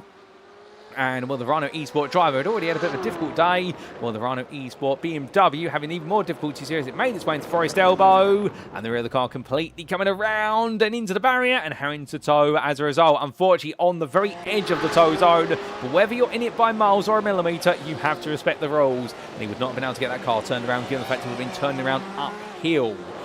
Things have gone downhill for him. Meanwhile, Cassidy and Hutchinson were back to your live racing, and that's a change of position. That is for 6th place overall, 5th in pro, and Cassidy now up into 5th place there as he makes his way out. Hutchinson definitely will be onto the back of him like an absolute hawk, but we'll be able to find a way in next. Right, going on through in towards turn 23. Meanwhile, we do look back to Kevin Smith, who's got Lauren Onis trying to make his way past for overall position. Smith does not give in too soon, and Lauren Onis right now, I think he's going to escort him wide, as that's going to be Pedro Luis da Silva trying to make it 3 wide here. And Will Smith on the outside, Luis da Silva in the middle of the road. Don't tell me he's going to go for the Moses manoeuvre here. No, he's not. He's going to back out at the last possible moment. Lauren Onis then holds that inside line. I was going to say, if Luis da Silva's going to go 3 wide into turn 1, there's some places you go 3 wide. Hell Corner, you don't go 3 wide there, and it's not called Hell Corner because of people trying to go 3 wide and ended up going into the fiery pits of hell. There's quite a different story with regards to that, although it is similar. But right now, the battle side by side with Lauren Onis and Smith heading up the hill. Kevin Smith still fighting here right now. You're into driver. He's enjoyed himself out here. He's not giving in to this pair of pro drivers. And well, to be fair, he doesn't earn any more points for it, but he's going to have some fun out there either way. Although he is losing time to John Chamberlain and Quan Lee too. And right now, as the camera's almost wiped off the back of Smith's car by the brazen BMW grille there of Lauren Onis. We can see how close they're going to get to each other as they come over the mountain. I think any closer then they both would have been into each other and into the barrier. And this is only the opening 20 minutes of racing at Bathurst. We have got plenty more to come, and the excitement levels will just keep building and building. But Pedro da Silva at the back of this group, well, as he comes down the mountain, he's going to think he might be able to get involved that little bit more. Seems to be playing that the way he wants it to at the moment. At least he's going to play a bit more of a watch pattern on it. From him, we do come back to Armas Zelinskas, who's got the company of Isaac Fairweather. Fairweather, of course, towing to the pit lane due to the incident with the barrier at Forest Elbow. Meanwhile, Armas Zelinskas involved in the lap 1 incident. He's trying to make his way back up, and both these drivers right now, 14th and 15th in their respective class of pro, but 31st and 32nd overall, and hoping that places will gradually come to them as the race takes its toll.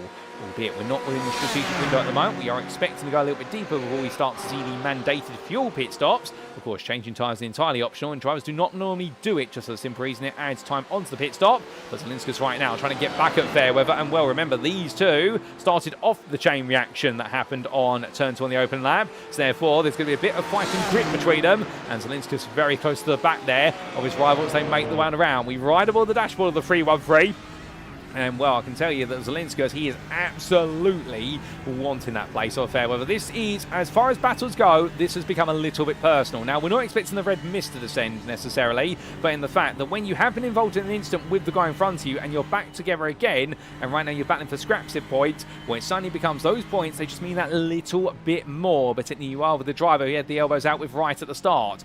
Going down the hill and in towards the dipper. Well, Zielinski's here is going to have to wait just that little bit longer. But as we bring up your dashboard in the right-hand side of your screen, keep an eye on that speed when he does start to make his way down the straight here, because you're going to see the top speed of this Ford GT in the slipstream is suddenly going to be much greater than it would be in clear air. He's beyond that speed now, heading towards 5th gear. We can see a better exit initially from Fairweather, but now the slipstream starts to play its role. Zielinski's up to 160 miles an hour as he goes over the crest onto the Fuso board. Now 170, he's still got a bit more of the straight to go. 175 as he goes to turn in, and as he does so, being squeezed there. And in the end, Fairweather puts the car in the middle of the road, gives him the bare minimum room and says to Zielinski, you can go for it. There's enough room for a car, but you're going to have to brave it. But Zielinski's right now, he's really just running all over the back bumper of Fairweather, and these two fight each other hard. But Zielinski's cannot find a way through, at least for now. As we go from them, we go back up to Quanley 2, who has found a way ahead of none other than David Payne. Now, what's exactly happened to Payne? Has he come in for his pit stop? Payne has been in briefly, and in fact, only 9.1 second pit stop for Payne. I wonder if he has taken a strategic stop and whether the pit window here is huge by comparison, because he came in on lap number 7 and, well, only a short stop, 9 seconds.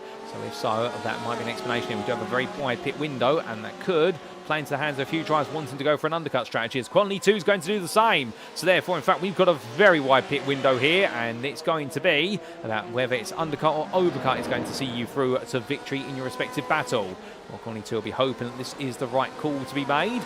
Many a driver will be doing so, as meanwhile, Kevin Smith and Lauren Onis, they're fighting each other again. Lauren Onis on the inside, the pro driver still trying to get through, and that time he gets his elbows out, and here comes Pedro Luis da Silva, and I think right now he's going to be breathing very deeply before he says underneath his helmet, Kevin, just do not fight me, please. I need to fight that BMW. Although Smith is being given the toe there by Lauren Onis, and I think Lauren Onis trying to give that as reparations in a way, but also to try and make sure he antagonises the two behind to fight each other. And Luis da Silva's going to try and go around the outside. That's not going to work, and Smith defending hard right now for third on the road and into class, and what is 9th overall. But the problem is he's going to be losing time in this battle to all the inter drivers around him.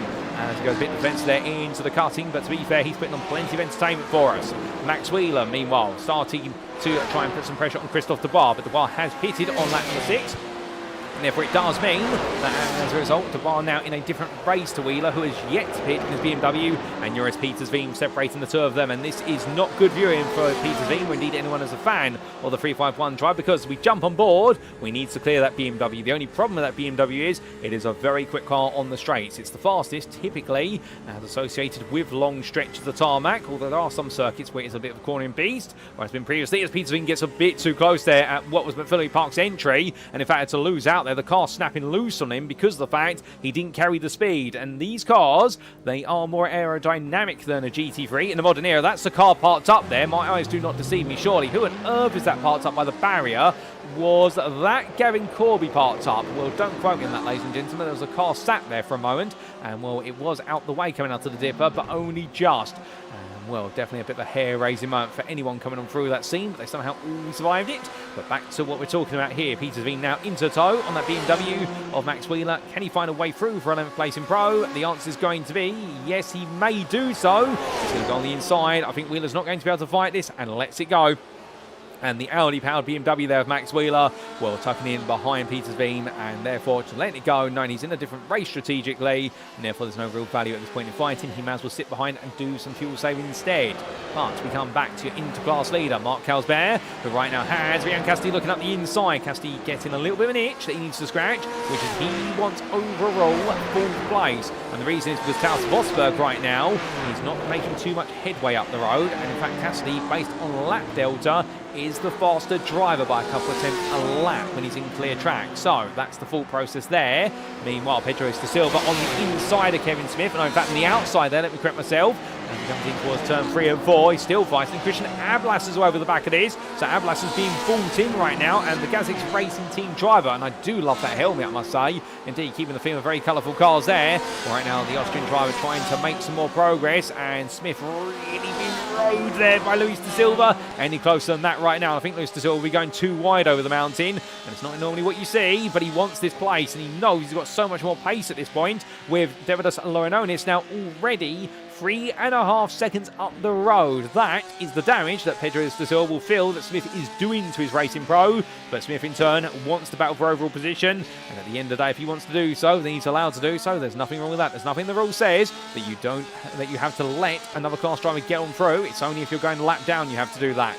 The British driver Smith right now showing us what he can do there. And I think this is trying to send a message, which as this season goes on, he wants to be gaining more places. He wants podiums in the interclass, and one day he wants to become a pro, and the best way to get better is to fight with the very best. But here comes Luis da Silva looking around the outside as they come onto the brakes in towards the chicane. He does outrun Smith just about, but he goes to the grass and he takes the rallycross line there, and as he bounces his way back on, or just outbraking himself there, and Smith will take that place back because Luis da Silva will have to give the time back. Now, will Ablas look up the inside? No, he's not close enough to do so, but in the end tries it and thinks about it, and that's the important part. Meanwhile, David Payne, having pitted from second place in the Interclass, the Cougar Academy driver, well, the team have split strategy, and his thought process here, the fact that he might be able to simply use the undercut to gain a bit more time, but he's got to find his way past Andres Kevicius, the man who started from the pit lane. He'll go around the outside there, and the SLB Motorsport driver just been passed by Payne, but Payne rejoins, picks up a yellow flag, a slowdown. He tried to bleed it there as he rejoined in order to make sure he didn't get the slowdown penalty, but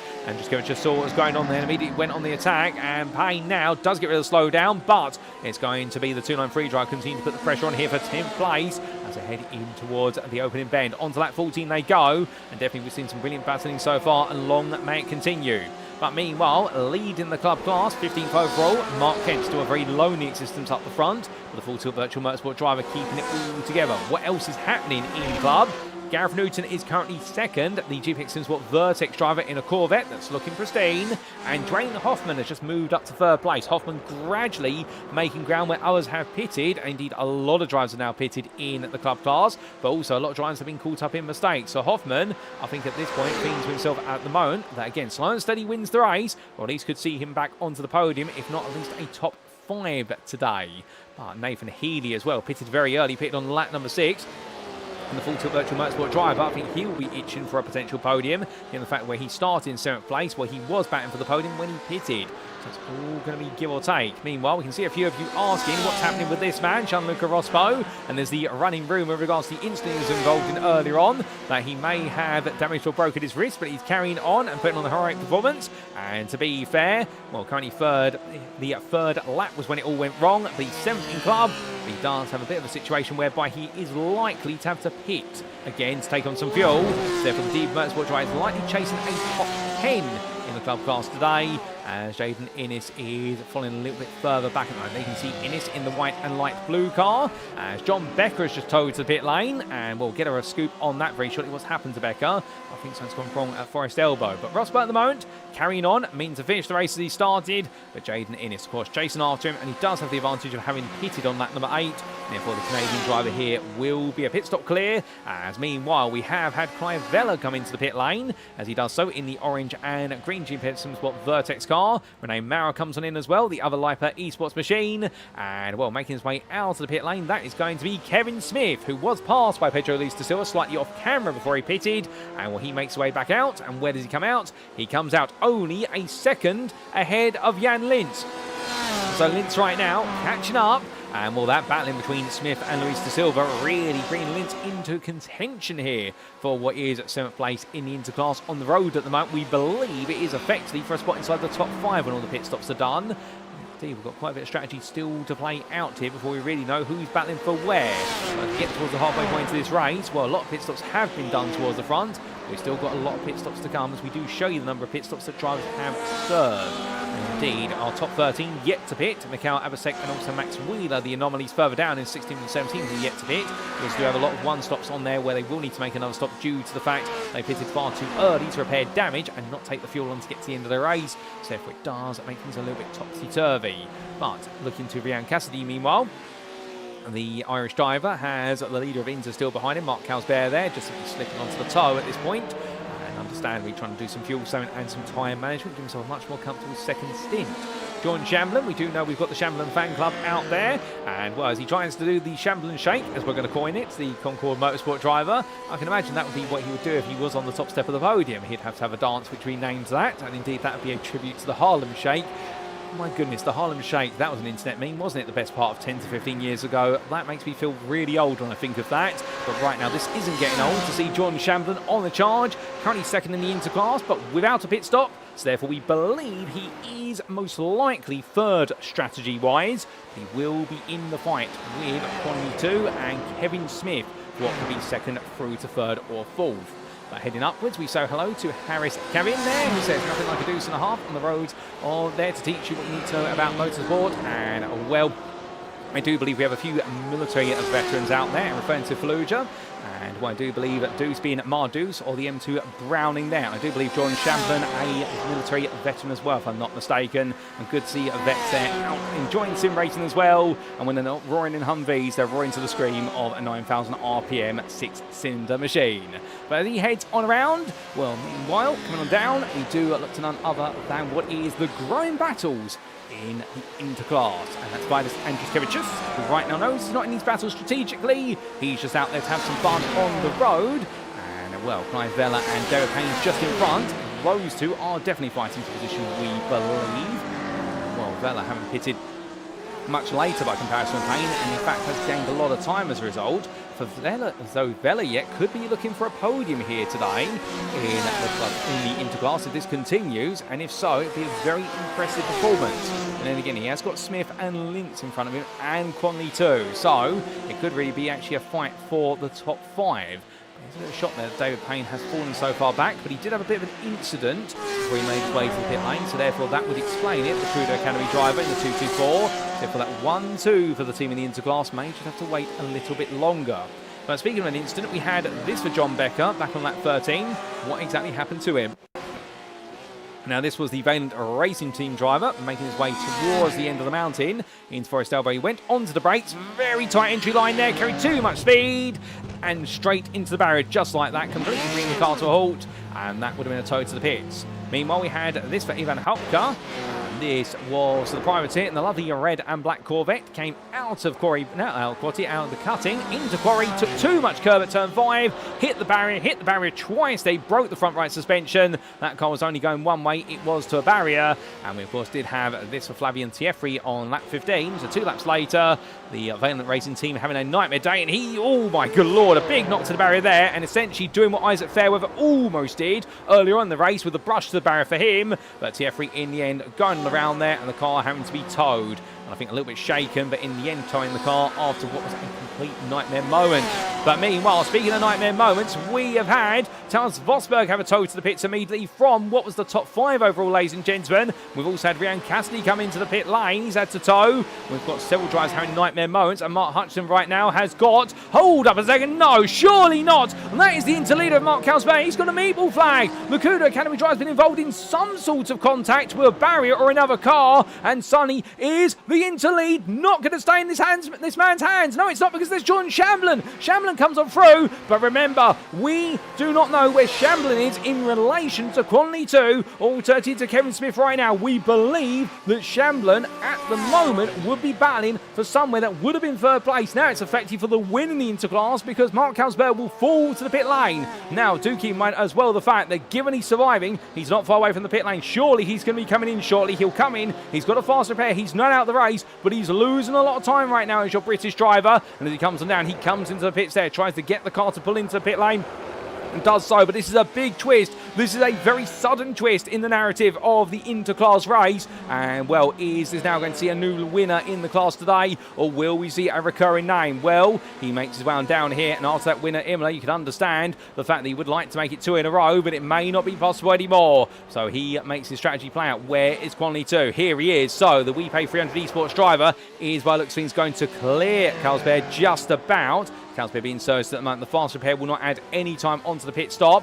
Kent is also into the pit lane from the lead of the club class. But there we go. Quality 2 does pass Carlsberg, who now starts to make his way towards the pit exit. And we can see there in the rear of the picture, that is Kevin Smith coming up the hill. And now down towards Turner 1. So Carlsberg in the end will come out in what is 5th on the road for the interclass. Sammy Alex is yet to pit. Mikhail Abaset is yet to pit. And John Shamler have yet to pit. We believe all 3 of those drivers, when they do pit, well, 2 of them will definitely fall behind. Alex and Abasek, but Shamblin is a very big question mark. So we'll have to see. Kevin Smith, meanwhile, has Jan Lint still for close company, but they've now all cleared their stops. Dwayne Hoffman, unfortunately, I'm sorry to say, ladies and gentlemen, has also got a meatball flag. He's had a moment with a wall somewhere. We are going to get a replay of that when we can. Indeed, we've got quite a few replays now that we need to take a look back at, including what's happened to Hoffman. But before we get to that, we're going to find out firstly what exactly happened to none other than Taos Vosberg. And here we go for a trip back in time.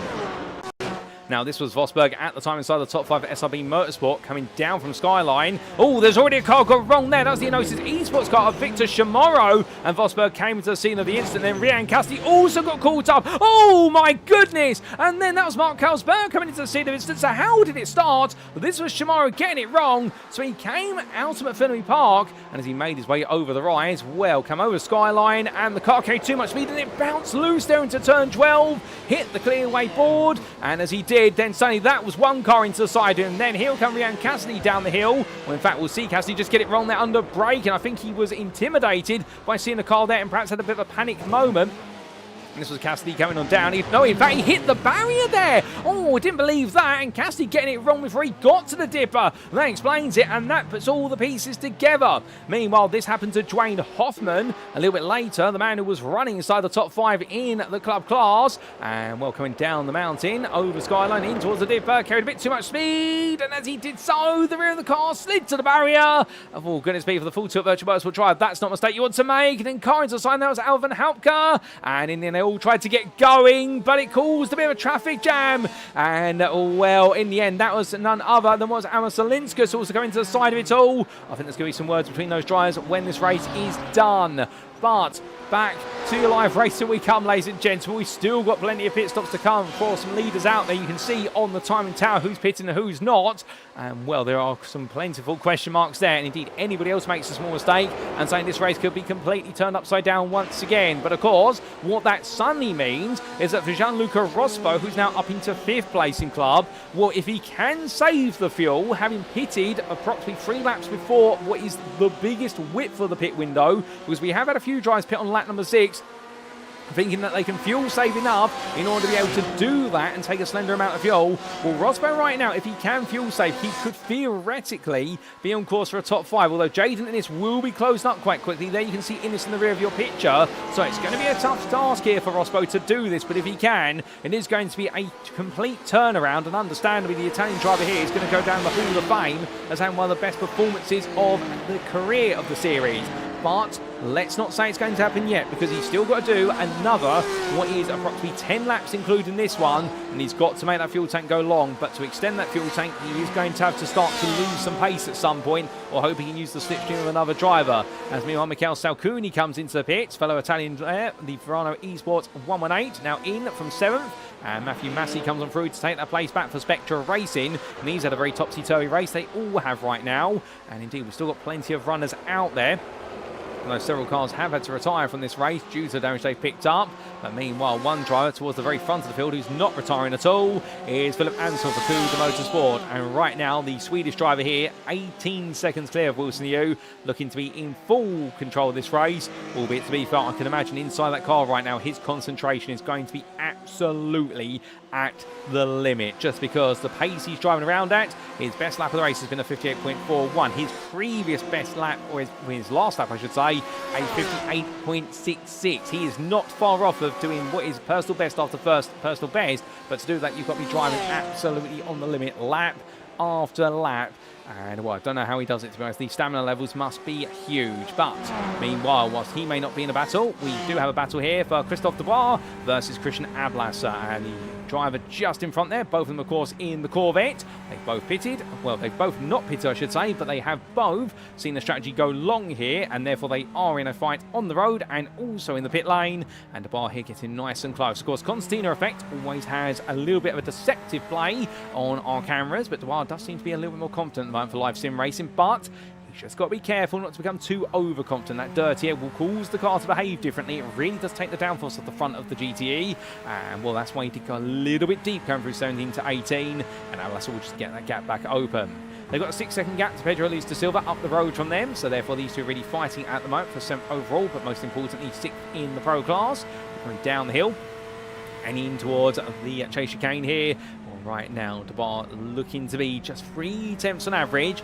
Gets a much better exit out. There's cornering abilities really good, and Ablasser puts the car in the middle of the road. Dubois looks one way then the other. I think he's trying to tease out a mover. He's trying to get Ablasser to potentially go to the pits. Perhaps he thinks as though right now he wants to stay out. He does not want to risk track position, but he wants to try and pressure Ablasser into the mental space of Watcher should come into the pit lane.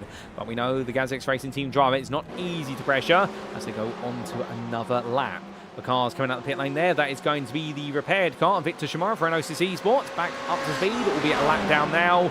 And, well, here we go as Dubois going to look for the move around the outside. And in the end, that's going to be Massey pulling off the road there. And Dubois going to squeeze on through. And Ablasser has to back off entirely. He had nowhere really to go at that point, Dry. Not because Massey was unfair. I think what had happened there was Christian Ablasser had thought Massey was going to go full throttle all out that straight. I believe Massey may have lifted slightly given the way that played out. That plus the toe effect onto the back of what was Ablasser's car from Dubois. And Dubois in the end just blasted past there. And I think Ablasser just did not pick the right time to really think about passing Massey. He was hoping that BMW would hold the inside line and hold it at full speed. At least that's what it looked like from the camera angles there, although don't quote us on that, of course, because what we see versus what stewards see should anything ever get reported, and also the driver's perspectives, they are 3 different worlds, if you will. But meanwhile, Kevin Smith right now, he's in a world of his own, but this is a world of pain. Or is it enjoyment he's created for himself, to be fair? Because all the battles he's had earlier on with the pro drivers now brings him into a freeway fight with Jan Lins and David Payne. But remember, Payne, second place until he had the early pit stop and he picked some damage on the car, we believe. And the Kudo Academy driver here now in a freeway fight. And this is an absolute jaw dropper. This is eye-watering because as he comes on through but fully parked there, the speed he's picking up versus Lins. Lins in that Corvette, he just does not have medium corner apex speed over the mountain. David Payne, meanwhile, I would love to know what Kudo Academy have done to their cars and their setups, because right now, the speed that Payne is carrying through some of these corners, it's at least 3 to 4 miles an hour and more. There's so much confidence in the car. Now onto the backstretch he comes. And down Conrad as he makes his way onwards. Well, the question you've got to ask is he going to lose out anything here in the draft? And the answer is, he is losing out a little bit. I think they're running a lot of rear wing on their Porsches, and that is why they're just able to attack these corners. Lins, meanwhile, in that Corvette, he's running less rear wing. You can see, look how it's gaining. And keep in mind, of course, the Corvette is not a quick car on a straight line. It's one of the slower cars. But right now, it's looking quick there, and they've just trimmed off the wing to keep it safe. But Payne, in the end, having to queue up there, as Lins got so close to the back of Smith, he constituted himself. And will these 3 go on to another lap? And understandably, we shouldn't see either of them deflect to the pit lane at this point. But they go on to the next one, heading up towards Hell Corner. And what's it going to be this time? Payne's going to have to lunge at some point. I think he's going to have to force this move out because Clyde Bellamy was not too far behind. He's bringing Vidas Andruskevicius with him. However, is the SRB Motorsport driver going to make it to the end of this race? He did pit on lap 1 due to all the damage picked up to the car. We'll have to see whether that's the way it's going to go. And in fact, he did have the pit lane start. In fact, that's what I correct myself when it was a pit lane start there, not what was damaged to the car. So therefore, he's got some more work coming his way. As we see him head up the hill, well in towards Griffin's Bend.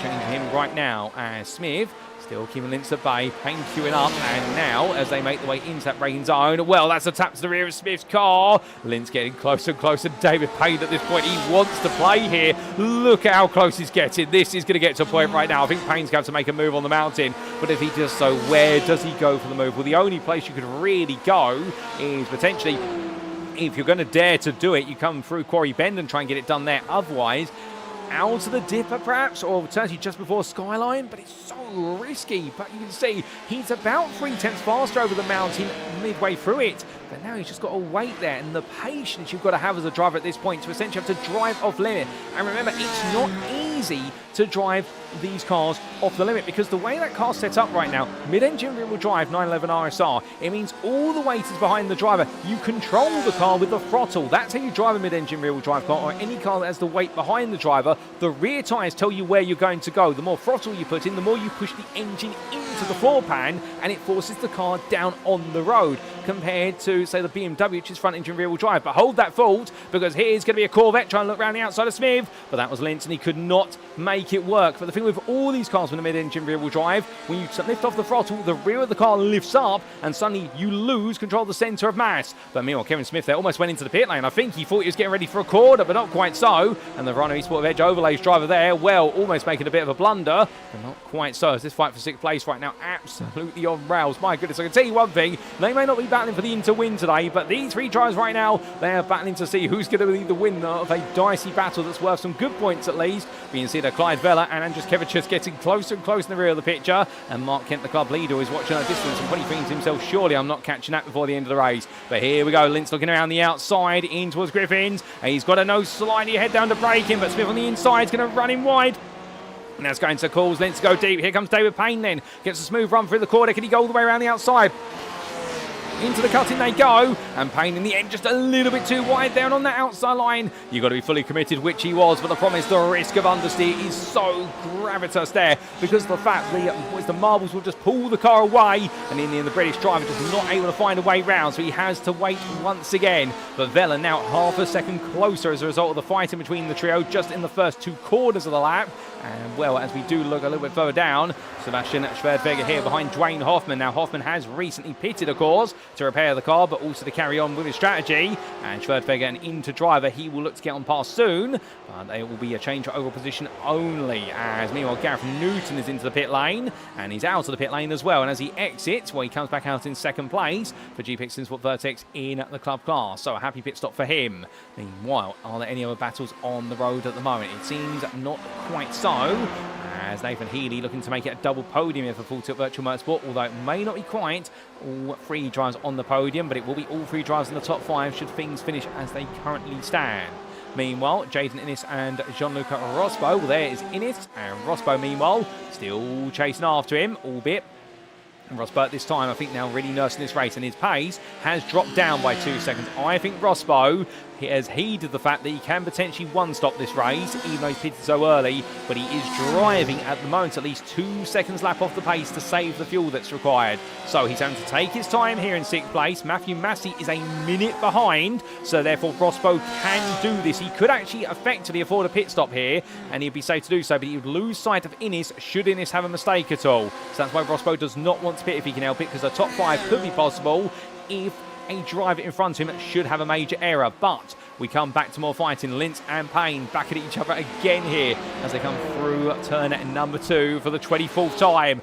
And as the German driver goes defensive, well, now Kevin Smith will be hoping he can just pull away a little bit more. And well, he'll be grateful for these 2 fighting. But Lentz right now, he's not letting Kevin Smith go. You can almost imagine this is in a schoolyard. And well, what essentially has happened is there's that troublesome kid who said to the 2 other kids there, he said that one said something about the other one's mother, got them to start fighting, and then the 2 kids he's got to antagonise each other are suddenly going, hold up a second, you're not getting out of this, you come back here and get in this fight. And that is what Jan Lentz is trying to do. Essentially, Smith has forced Lentz and Payne to fight each other a bit by defending so hard, and now Lentz is saying to him, no, you come back here, I want that 5th place off of you, you're not going anywhere for it, as they brush the ball again. And well, hold up a second, we've had a toe to the bit from where's the car just behind. That was not a brush to the wall, that was an impact with the wall for Clyde Vella, as Andres Kevin just now gets through, and the SRB Motorsport driver, who's got clear road in front of him, but Dookie Money's still got more work to do, as we've got a black flag for Kevin Smith. That's going to be it for instant points, and that's a drive-through penalty. I don't believe it. The Runner Esports driver, who has given us so much entertainment, and right now he's going to be absolutely fuming in that car as he's going to let that place go to Jan Lentz.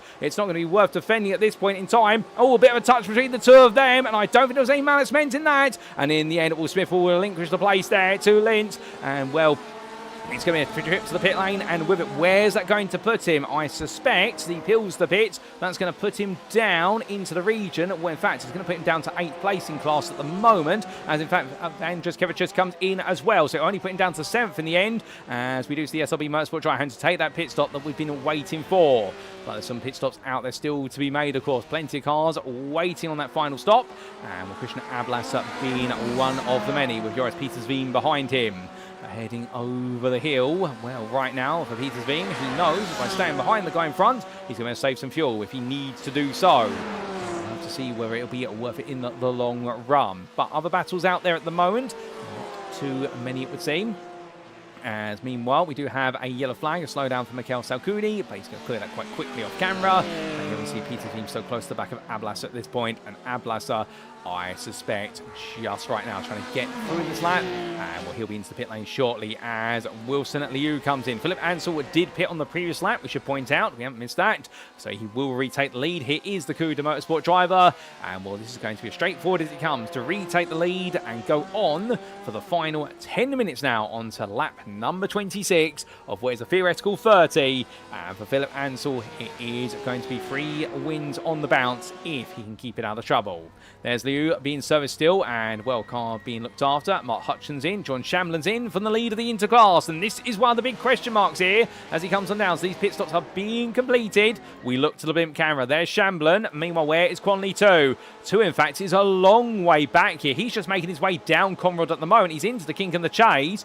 I think Shamblin's going to be clear here. In fact, he is already, because Shamblin's leaving the pit lane. And right now, all he's got to do is pray. He's got to spend a bit of time on the limiter here. We do have Conley 2 coming to the final quarter. You can see him slightly in the rear of the picture shortly. There he is. But meanwhile, for John Shamblin, well, Shamblin right now is going to come out in the lead of the interclass. I don't believe it, ladies and gentlemen. He's pulled off the overcut here, and it's worked out an absolute treat. And Shamblin right now, all he needs to do at this point is not make any mistakes. Where's Conley 2? Here he is, carrying through what is turn 1 now, and Mark Kalsberg is behind. So Kalsberg's lost out with, of course, that big instant he was collected in, and Conley Toomey was ahead of him, but who now knows what's up. It is a battle of the second between himself and Kalsberg, unless Shamblin makes the mother of all mistakes at this point. And indeed, right now I can appreciate that the Shamblin crew are going to be absolutely ecstatic about this, and they might be just wait to see whether the Concord Motorsport with WeatherTech car can bring it on home and into class. But meanwhile, as he carries on, Mark Kent in the club class, he's had his pit stop. He's 1 minute clear ahead of Gareth Newton. And right now, for Kent, all he needs to do is get this to the finish line. And the woes and miseries of the first 2 rounds will be behind him here. And will the 194 driver definitely a driver who will be deserving of this, and he's had to overcome a lot in the previous 2 rounds to get to this point. We'll just wait and see before we praise his heroics. He carries on. What else is going on? Well, Sammy Alex was involved in a big moment, as we do see the Portuguese driver out there. And well, as he heads on down, what exactly did go wrong for him earlier on, I hear many of you ask? Well, we will be getting a replay of that very shortly. And in fact, here it is, ladies and gentlemen, from lap 21. So this was Alex making his way in towards McPhillamy Park, over the back of Victor Shimura at the time. And well, this was not the main incident, but he was a big install, by good lord. And in the end, somehow making sure to get to the gravel trap there to stop the car from going to the barrier. But then 3 laps later, it did go much more wrong for the privateer. And well, so wrong in the end that 2 wrongs do not make a right in this instance. And well, he had to make his way in towards the bend at turn number 2. And the car just going straight on. I wonder if he picked up some damage from his earlier altercation with the gravel, and that's what did it.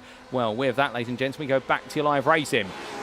And as we do, right now Alex down in 10th place in class, 25th overall, as we show you those class positions, just a little bit longer. Rowan Noel Brown into the pits and leaving them, so he'll be coming out in 12th place into the Capital Conte booth window. Meanwhile, where are the hot spots of battling now that we've had all the pit stops? And the answer to that is, don't have too many at the moment. I think, in fact, things have got a bit quiet here. This is going to be about survival to the end of the race. Although, to be fair to Alex, he has got Olivier Granier just in front of him. You can see the 2 of them there. And right now, Granier in the live sim racing car, trying to hold on for just a little bit longer. And I will have to have a chat to the live sim racing guys and ask them whether they're related to the Cube Controls team. So they do run quite similar liveries on the cars. Nothing wrong with that, to be fair. I wonder if the 2 French outfits are connected in some regard. As they come on down, of course, the Cube Controls Reparto Course team were racing on the grid in Season 1, but we do have live sim racing here in Season 2. But coming on through, And looking good at the moment, at least. If he can hold on, it is for 9th place here that he's competing. And Alex, meanwhile, in the 10th place in his class now that things have been settled. Oh, so there's a bit of a gap. 6/10 is the gap between the two. And no change at the moment, at least. As Neil Gareth Newton, your 2nd place club driver, watches on at a distance. But we have had a bit of an incident for Mikhail Salkuni, who's into the pit lane from what was at the time, I believe, 8th place in the club class. So his car's being looked at for repair work. Grenier, meanwhile, under pressure here. Sammy Alex goes late on the brakes. That's so late at that point. I don't think they were going for the same corner there, and Alex went so deep, and Grenier takes it back immediately. And I think Alex giving the place back there respectfully. I think he knew what he wanted to do, which was the teased lunge up the inside, but in the end it broke late, broke even later than late. So late, in fact, that in the end he was out of time, and Grenier had to go deep, and both of them able to drive that. Great work from both drivers to address that situation. That's not an easy one. And particularly for Sammy Alex there, he could have carried on with that and gone on the bases, which is I intimidated Grenier off the road, but I think in the end Grenier would have been a little bit aggrieved at that, but he goes deep himself into turn 2, and Alex will get the place in the end. So Sammy Alex does put the pressure on, and the privateer gets it fairly as he makes his way in towards turn 3 and up into 9th place now in the interclass. But from him, well, Kevin Smith still enjoying his battling, no doubt about it.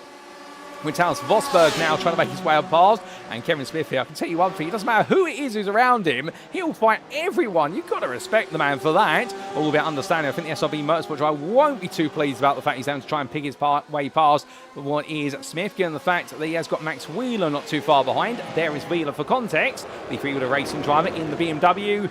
They are enjoying a bit of a ding-dong battle out there. But we've had some damage from Mark Hutchinson's car, and that's happened quite recently. Now, I suspect what's happened to Hutchinson, as we look at the overall standings now for the remainder of the race, is he had a brush with the barrier, potentially coming through Quarry Bend. If so, he's 4th overall and in pro, and the Altitude Freedom Esports driver, all he needs to do is get the car home. Our leader, Philip Ansell, is about to cross the timeline. He will go on to lap 29. We will get a grand total of 30 laps here today, and Hutchinson's just got to hold on here. If he was to pit, he would lose out to Lauren and also to Luis de Silva and Dubois. They are too close here for Hutchinson to come in and take the fast repair and stay ahead. So now Altitude Freedom Esports have got to make a call. Are they going to sacrifice the points, or are they going to risk Hutchinson trying to survive a couple more laps? And, well, we say it's a risk because of the fact the damage done to the car, at first it may be drivable, but again, he's not completely done the lap on a damaged car, and that damage, as he hits every little bump and curb on the road, will get worse over time. Once it starts, the decay starts to increase little by little, and that's what he's got to be careful of. So suddenly, curves will be your worst enemy, not your greatest friend, and indeed the tarmac itself will just become that little bit more ominous. Meanwhile, back to Christian Ablasser. He's on the back of David Payne here, looking to try and find a way for 12th overall. But Payne right now onto the back of Jan Lintz is 1.6 seconds up the road. And I would imagine that Ablasser at this point may be getting the call over the radio, which is to try and help out his teammate Lintz if he can, by making sure Payne cannot come forward. But what a race it's been in the Interclass. Well, a race it's been in all three classes, to be fair, but the Interclass really has been the heart of all the intrigue again, as meanwhile we've had a bit of an incident for Lauren Onis, hence why my voice is coming up there. I was a little bit worried then. I almost misread that it was not Lauren Onis' car that had the damage, it was Jordan Shamblin's, but Lauren Onis has had a bit of a moment. I think we have the replay to explain that one, and here it is. So this was Lauren Onis making his way down towards Murray's Bend. What exactly did he get wrong here? Pedro Luis da Silva got him through, was behind, and in the end went into the corner, went a bit too deep, and a brush in with the wall there. Well, I say a brush, more of a clatter to the wall, but the SRB Motorsport by Lint Vega driver losing out and picking up damage. So Pedro Luis da Silva taking the place off of him. But whilst all this is happening, well, we look back to Jean-Luca Rospo. He's got another lap to go after this one, and right now the Deep Motorsport driver, well, he's still in 6th. He is bleeding time, still giving up 2 seconds a lap compared to Jaden Innes in front. But can Rospo hold on? Not quite. He's got to come in. We thought he could go one more lap and pull off a miraculous one-stop. Get how early he did it. But the Deep Motorsport driver comes in. But he will not lose a place because Matthew Massey will be too far back. And in fact, Massey has just been passed over the mountain by John Becker. I think Massey respecting the blue flags. And in the process, Becker squeezing his way on through. But it will mean that Rospo will be into bits, will take a quick fuel stop, and he'll make his way back out. There he goes. So the Deep Motorsport driver will still bring on home 6th place in the club class, which will be a season best performance for him. And argue this has really been a season best performance for him, given how he survived it all and almost made the one stop out of a very early pit stop. But quantity 2 under pressure with Carlsberg. Up the inside goes Carlsberg immediately at the end of the Conrod Straight. But now here comes 2 coming back at him there, and Carlsberg's not going to fight it too hard initially. They've got one more tour of the circuit to go, but we can see 2 go defensive. Carlsberg looking one way, then the other. He's looking left, right. No, he goes to the grass. He goes straight on there, locks up the brakes, and just taps the tyre barrier. But Carlsberg there switching back, and in the end out confused himself under braking, and the Kuda Academy driver just touching the grass with the front right tyre. Once the brakes went on at that point, it went straight from braking to a lock up there because he had no grip available. And will Carlsberg lose now? And Sonny Jan Lintz is up in a 3rd place in the Interclass. I don't believe it. And now Lintz can be bringing home the podium here. And Quantity 2 will be the runner-up at this point, and John Shamblin will be the winner. Well, given how it started, right now Kuda Academy have seen this race completely fall out of their hands, and well, they'll be looking to regroup after this one. But to be fair, they definitely have proven to be very quick here today, even if the points are not going to pay otherwise. But to Philip Ansell we come, and right now, well, for the Kuda Motorsport driver, it has definitely been a day today where he's been untouchable, having taken pole position by the best part of 6 3/4 attempts as he makes his way down towards the final quarter. Well, no mistakes made. He's lapped entirely sub 2 minutes the entire race. And as he heads towards the line, it's 3 in a row. It's a hat-trick for the smiling Swede. Kuda Motorsport's Philip Ansell takes victory over on in pro. And as he does so, well, we've got a 20-second gap to this man, Wilson Liu. And for the WePay 300 esports driver, well, how about this? Today, he was the 2nd best in qualifying. And once again, he proves himself to be the 2nd best over race distance, hasn't put a foot wrong, withstood the pressure early on, and the Chinese driver makes it the run-up spot. Overall in the pro class there, well, a very solid drive from him. Then we'll have Joris Petersveem coming to line very shortly, and he will be coming home in 3rd place overall and in the pro class for him. And it's been an absolutely solid drive for the GPX SimSport Xenon drive to take his 1st podium of the season after the gut-wrenching experience of season 1. Well, this will be all worth it. Mark Hutchinson in the damaged car will survive for 4th, but meanwhile behind him, it's into victory for Jordan Chamberlain, his 1st of the season. The Concord Motorsport team have done it. They've stolen away the win on strategy through the overcut, and then it'll be Pedro Liz da Silva 5th in pro, 6th on the road, ahead of David Sloanonis and Christophe Dubois. Quantity 2 will come home the runner-up in the Interclass. He'll be ecstatic about that. A great performance from the WePay 300 esports driver, and Jan Lintz will hold on to 3rd in the Interclass in the end, just ahead on the road of Christian Ablasa. But most importantly, as we see David Payne practically run out of fuel towards the line, he's pushed across by his teammate Mark Carlsberg. They complete the Intertop 5 together, but for Mark Kent, this is going to feel like ecstasy. He's going to ride this high for a whole week. He is the club winner, 15th overall for Full Tilt Virtual Motorsport, and in the end puts the misery of Imola behind him and secures a very confident win. Gareth Newton, runner-up in the club class, finished a lap down 25th for GPX SimSport Vertex, another 2nd place, and didn't put a foot wrong today. And Nathan Healy, it's a double podium for the FTVM team as the purple and yellow machine comes through to 3rd place in class. He'll be absolutely grinning like the Cheshire Cat about that one with the Irishman. Dwayne Hoffman couldn't quite make it onto the podium, but credit where it's due to the Full Tilt Virtual Motorsport driver and the crew. They have bagged an absolutely huge haul of points today in the class and almost made it 1, 2, 3, but instead it was 1, 3, 4, and Jaden Innes in the end surviving to a 5th place there in the club class. A great effort from the Kuda Motorsport driver, and Gianluca Rospo, well, bringing on home 6th place. He's ecstatic about that, even if I think the car right now is stalled there. He's trying to get it rolling, trying to do some donuts and celebrate on the mountain, but trying to do donuts downhill, so I think he's trying to do reverse donuts and will burn in some of the rubber there. But the Deep Motorsport team, I think, will be saying to him, you do realise you've got a few more races to go in that car, as he tries to burn the tyres and with it potentially the engine. But as our drives cool on down, well, that's a little bit of a moat there. I believe that's the car Jaden Innes being ping-ponged around, and I think his teammate Philip Ansell there having something to say about that one. Well, in the end, they're having a bit of fun there, but what a racer, ladies and gentlemen. My good Lord. An incredible race from start to finish. Plenty of absolutely epic moments, plenty of absolutely brilliant battles, and Bathurst delivering everything we come to know and expect from it. Unfortunately for Aramis Zelenskas, after starting so well in qualifying, battling with Isaac Fairweather into turn 2, it did go wrong for the Ford GTE driver, and doing a bit of a recreation of what happened at turn number 2, as he parks up in front of his teammates, having a bit of a conversation with them. They're having some fun, but definitely today not the way he wanted it to go whatsoever, but did well to recover to 13th in pro and 22nd overall. But as everyone cools down and has their fun, and also Taos Vosberg as well, having a bit of a difficult one under the Australian sun. Well, let's take a look at those race results, subject to any stewards' inquiries.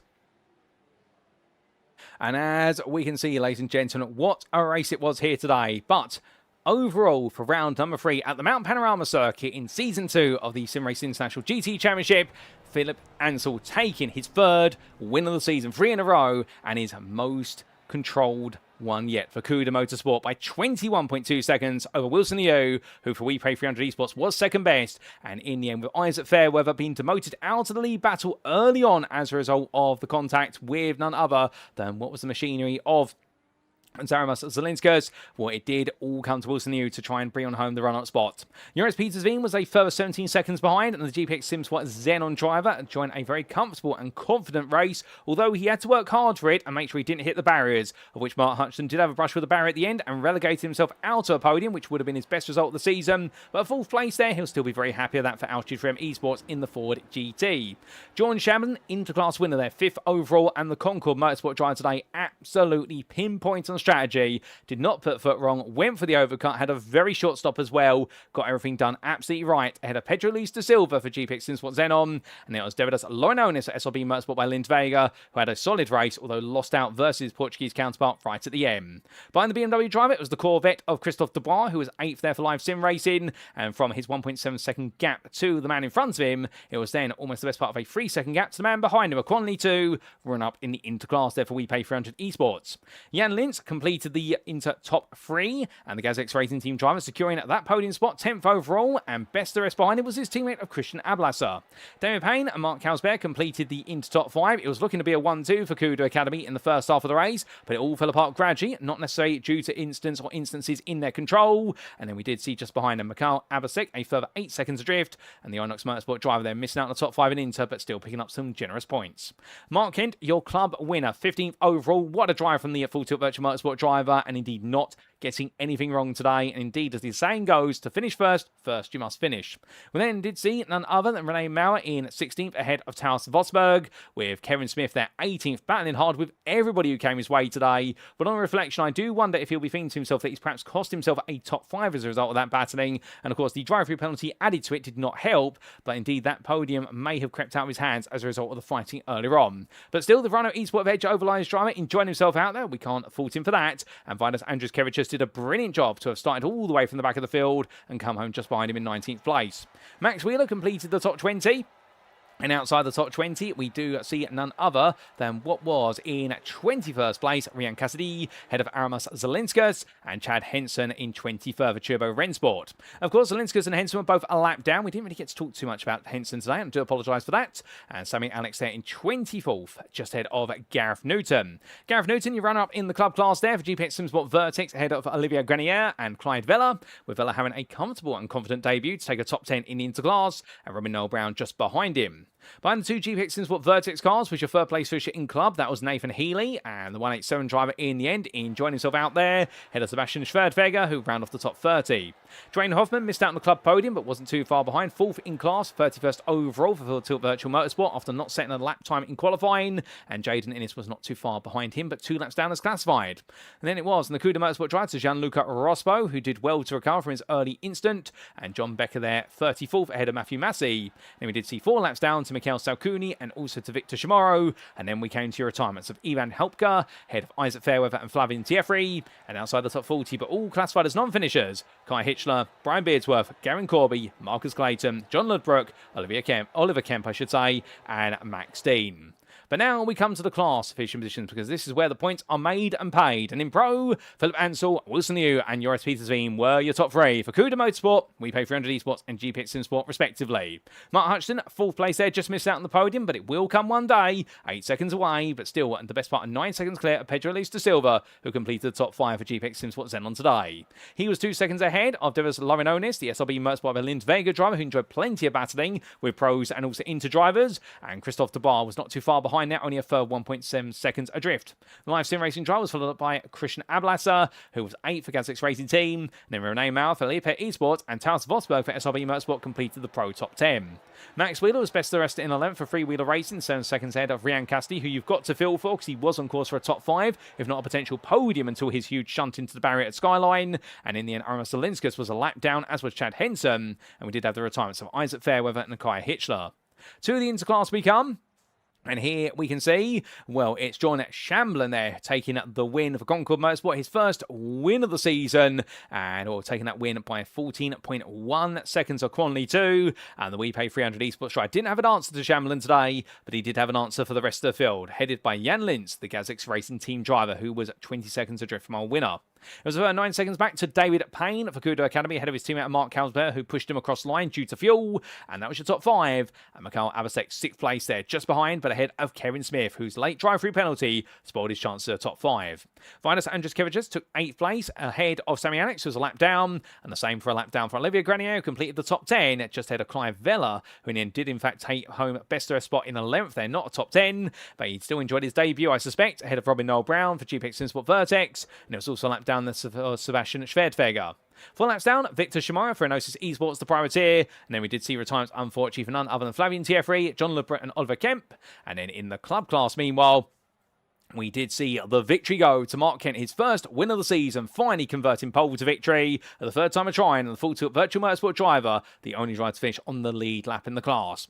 Gareth Newton, a run up there for GPX Simsport Vertex, comfortably clear of Nathan Healy for full tilt virtual motorsport, and Dwayne Hoffman, who we do say hello to in the YouTube chat there, or All About the Gyro as he's known, saying he might have sprained a wrist or broken a bone in his right hand, given the pain he's in, as whilst he was trying to tow at one point, he got hit in a blind corner as he tried to take his hand off of the tow button, and we're very sorry to hear that, sir, but, well, unfortunately, Dwayne, for yourself, if that has happened, hopefully you can get that looked at, because, well, whilst the racing may not be real, these rigs, of course, with the force feedback, which it is going to be put through the rig, is definitely very much real, as we do also say hello there to Sideways Games and Harris Kevin, who cheers on Concord Motorsport 1, but Sideways Games very happy for full tilt.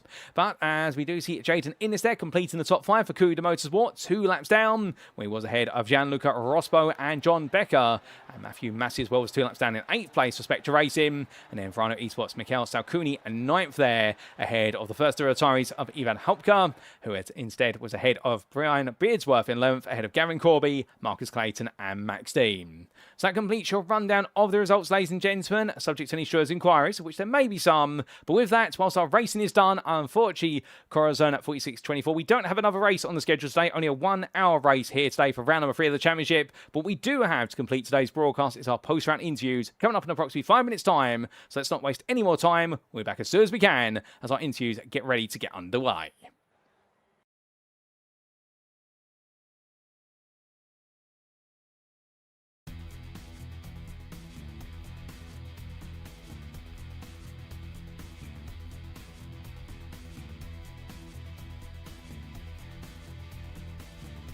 And it's lights out and away we go for our season opener as Sardply gets a good start, but look alongside him and you'll see there Milton Tomlinson Dennis immediately go on the attack into the braking zone. 1 drive into the grass already, that's Mikey Story, but 3 wide they come into the opening corner. That's a bold move there. William Humphrey makes the place as they make the way through in towards turn number 2. I think the Altitude 3M Esports driver here might just be fancying his chances once again as they come into the braking zone now for turn number 1, and as they make the way from right into left, well, Hayden Miller here side by side with him. They'll go all the way through to turn number 3, and Saunders does take the place there. That's for overall position, not for pro position. Saunders is the pro leader, but he goes a bit deep there at 3 to the inside of 4 then, and Miller right now enjoying this. Saunders enjoying it. A little bit of rub and contact between the two of them, but nothing wrong with a bit of bump and grind between the two Fords, for the Ford and the Corvette, 2 Americans I should say. And with those 2 Evo drivers in front of them, they're just, they're realistically in a completely different race.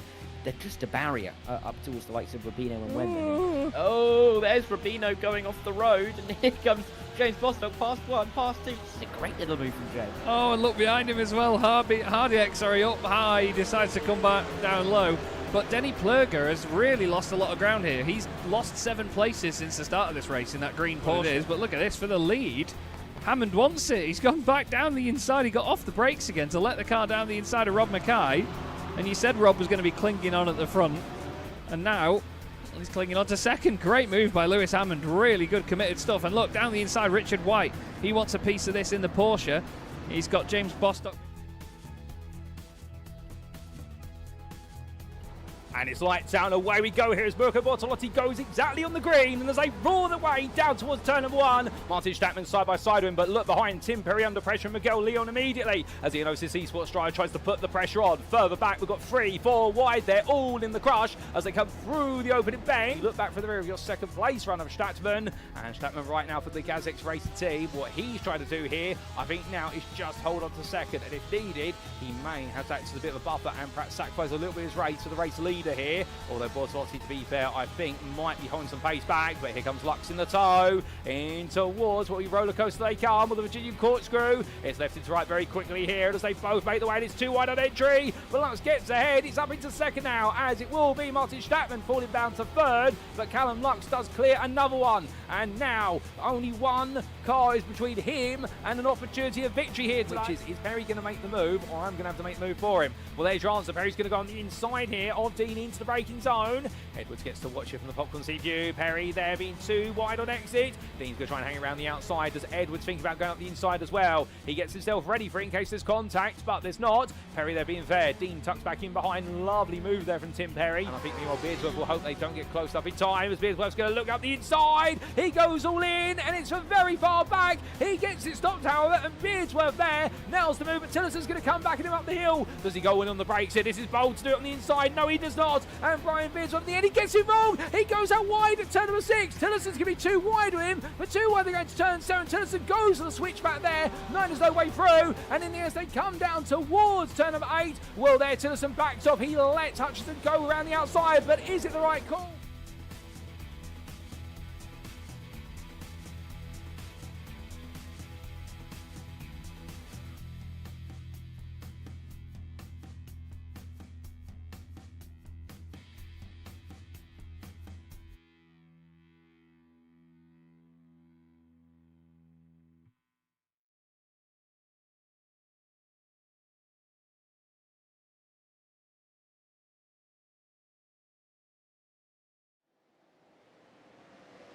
Alrighty, ladies and gentlemen, without further ado, we're going to kick off our interviews with a winning interview, because we're coming to your inter-class winner today, and joining me now in the interview room is none other than Jordan Shamblin. Jordan, good afternoon to you, and what a way to secure your first win of the season at Bathurst, and from 5th place to 1st. I mean, you probably can't believe it. No, if I had told you my first one was coming at Bathurst out of all tracks, I would have never believed you. Oh, fantastic. Well, you've definitely got to believe it now. I mean, if we could pinch you, we would there to make sure it's not a dream. But still, going about it today, we know this Bathurst circuit is one that you've done well at it in the past. I mean, were you thinking that perhaps this was going to be a circuit where you could at least get a good result? I know it's all about qualifying. It's all about track position. Avoid that first lap wreck that usually happens. And at that point, you're just racing the track. I was just focused on the track, not trying to race anybody, do my thing, save some fuel. And they started dropping like flies. I looked down at one guy that was really far out in the lead. Did something happen? And I'm like, oh, wow. And I just tried to stay locked in, run the laps, get the result. Oh, fair play. Well, you kept your cool where others did not get it right. And speaking about qualifying, always a critical part, of course, of any good day at Bathurst. 5th in class, 14th overall. Were you happy with your qualifying lap?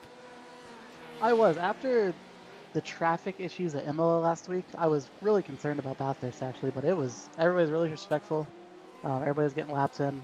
Ollie and I were telling against each other, or with each other.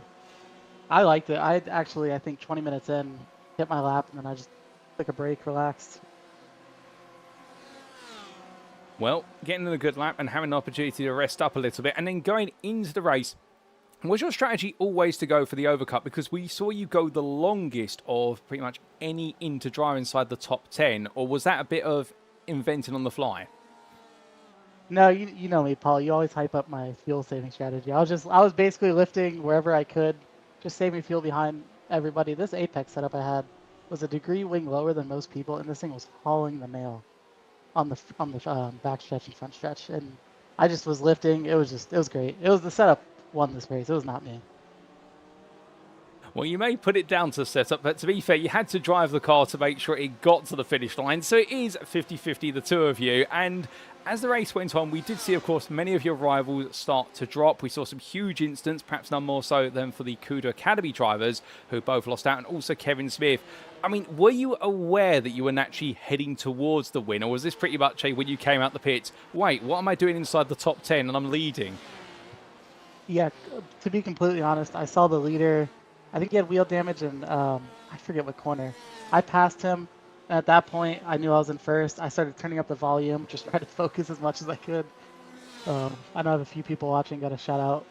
My dad, my girlfriend started my computer today and registered me for the race. Really, that was very clutch. Patrick, Harris in the comments, they probably are menaces to you.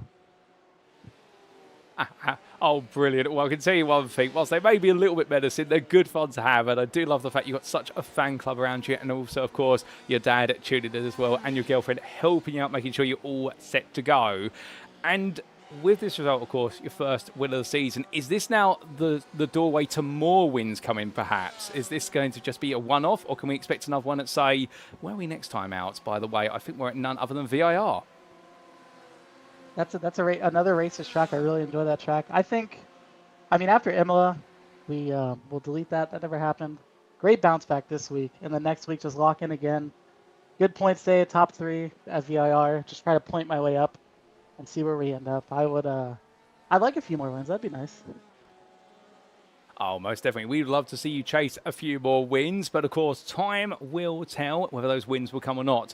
And given the fact we do have you, I do have to ask, we know you're a massive GTE fan, if you could race at any circuit in a GTE that we haven't got on this calendar, or we haven't even got on iRacing, what circuit would it be? That's a great question, and oh man, I think St. Petersburg. That track is phenomenal, and this car with high downforce when you're ripping it on a street course is nothing beats it.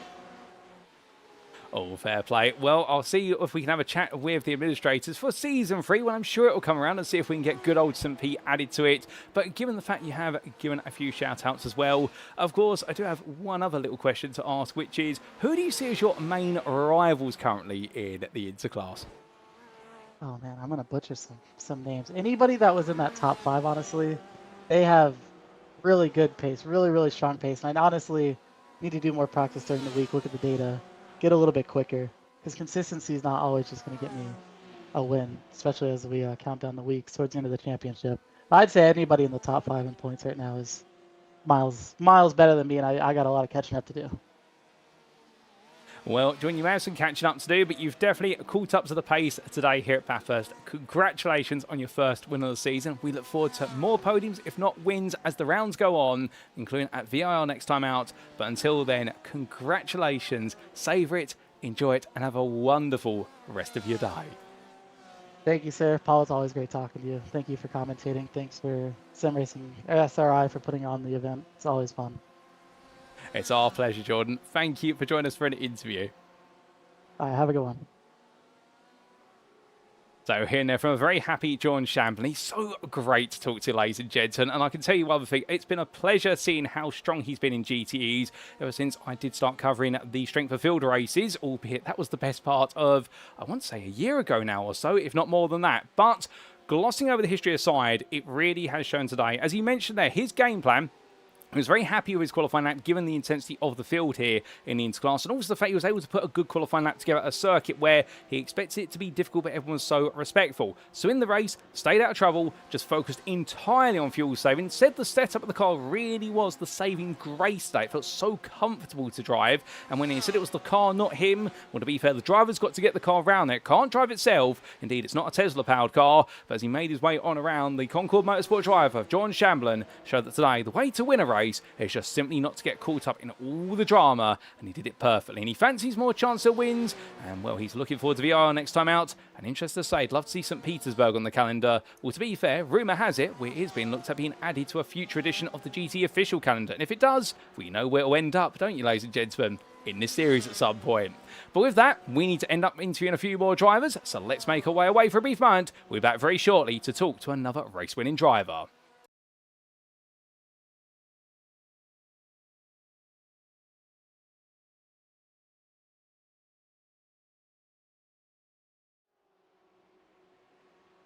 And so, ladies and gentlemen, with the theme of winning continue, we now come to the club class for none other than Mark Kent, who joins me for an interview.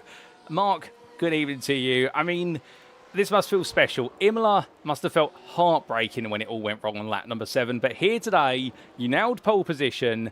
In fact, you dominated pole position, it could be said, in the club class, and you never looked back in this race. I mean, this was you at your absolute finest. Oh, mate, I'm over the moon. As you say, Imola was heartbreaking because I felt like I had pace at Imola and I qualified well. And then just my own mistake kind of ruined it, and it just went downhill from there. So, yeah, today feels really, really nice. I have to admit, it really does. Well, it's a very nice feeling, and let's break it on down from the top, talking about qualifying. 29th overall, first in class. On paper, at least, it would seem as though you'd be quite close to a good number of your rivals. However, the reality of it was, I think you were on pole in the end by the best part of 1.1 seconds, unless I'm mistaken.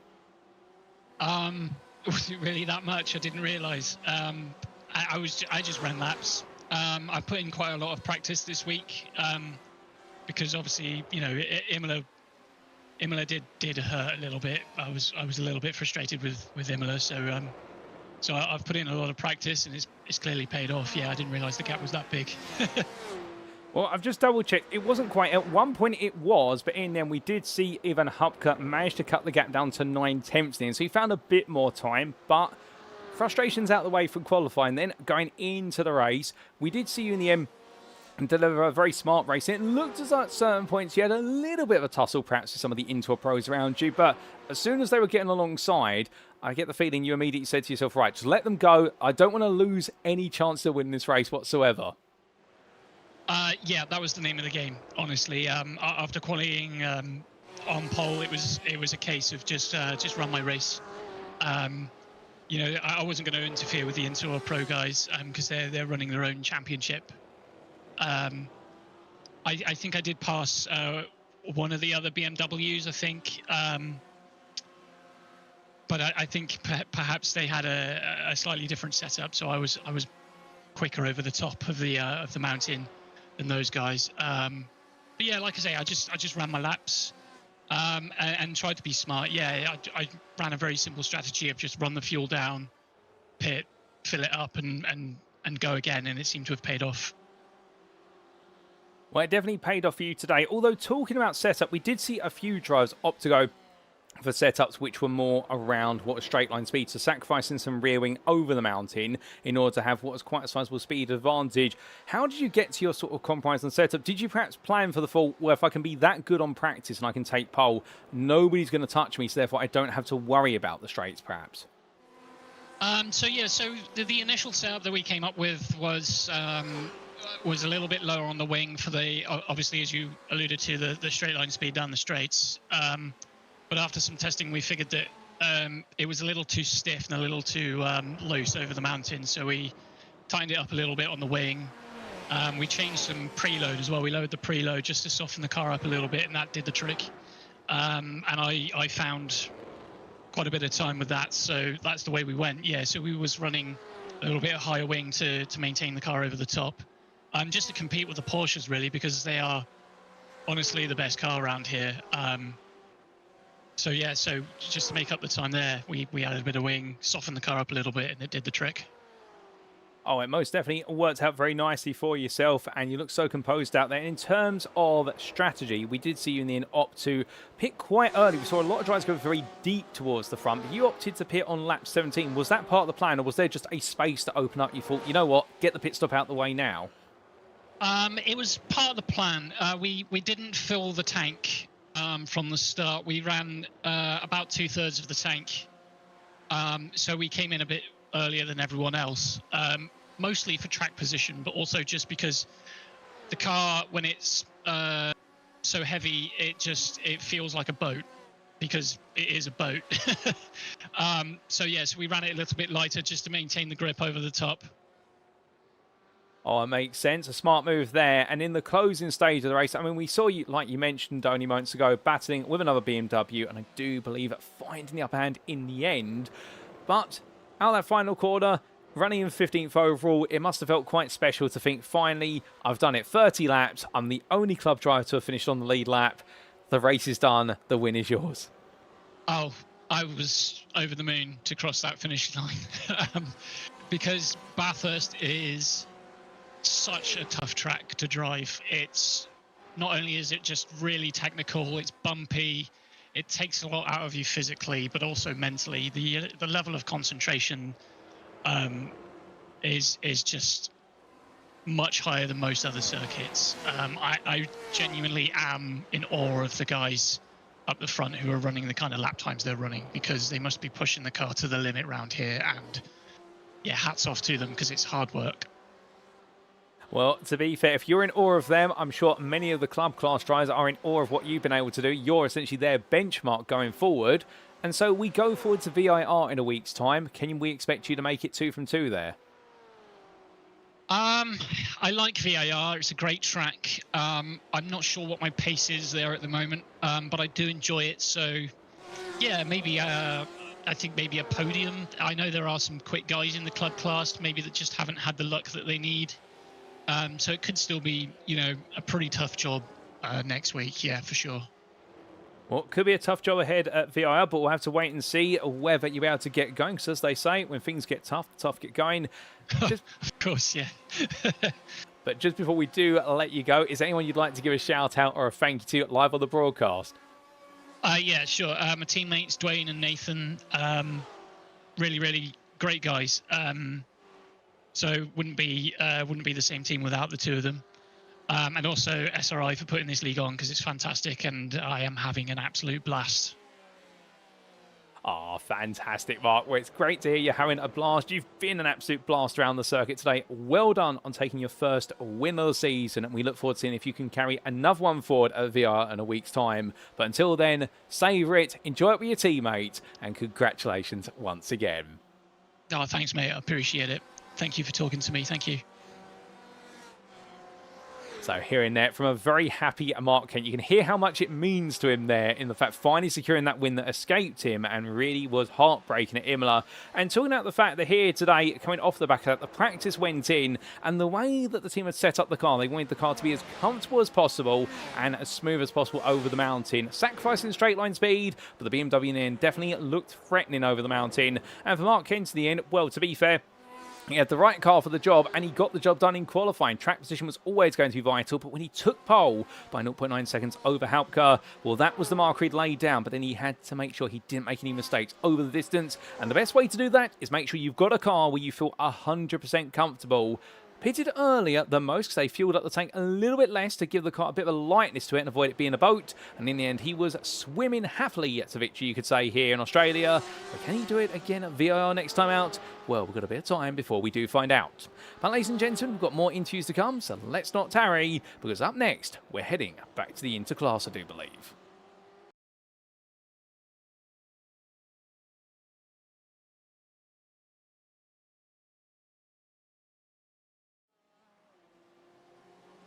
And so, ladies and gentlemen, we now return to the Interclass, and we've heard from the man who took victory. But what about if we hear from the driver who took second place? Because joining me now in the interview room is none other than We Pay 300 Esports' Quanley 2. Quanley, good evening to you. And, well, what a round from yourself. Third in qualifying, second in class. You must be happy with the podium.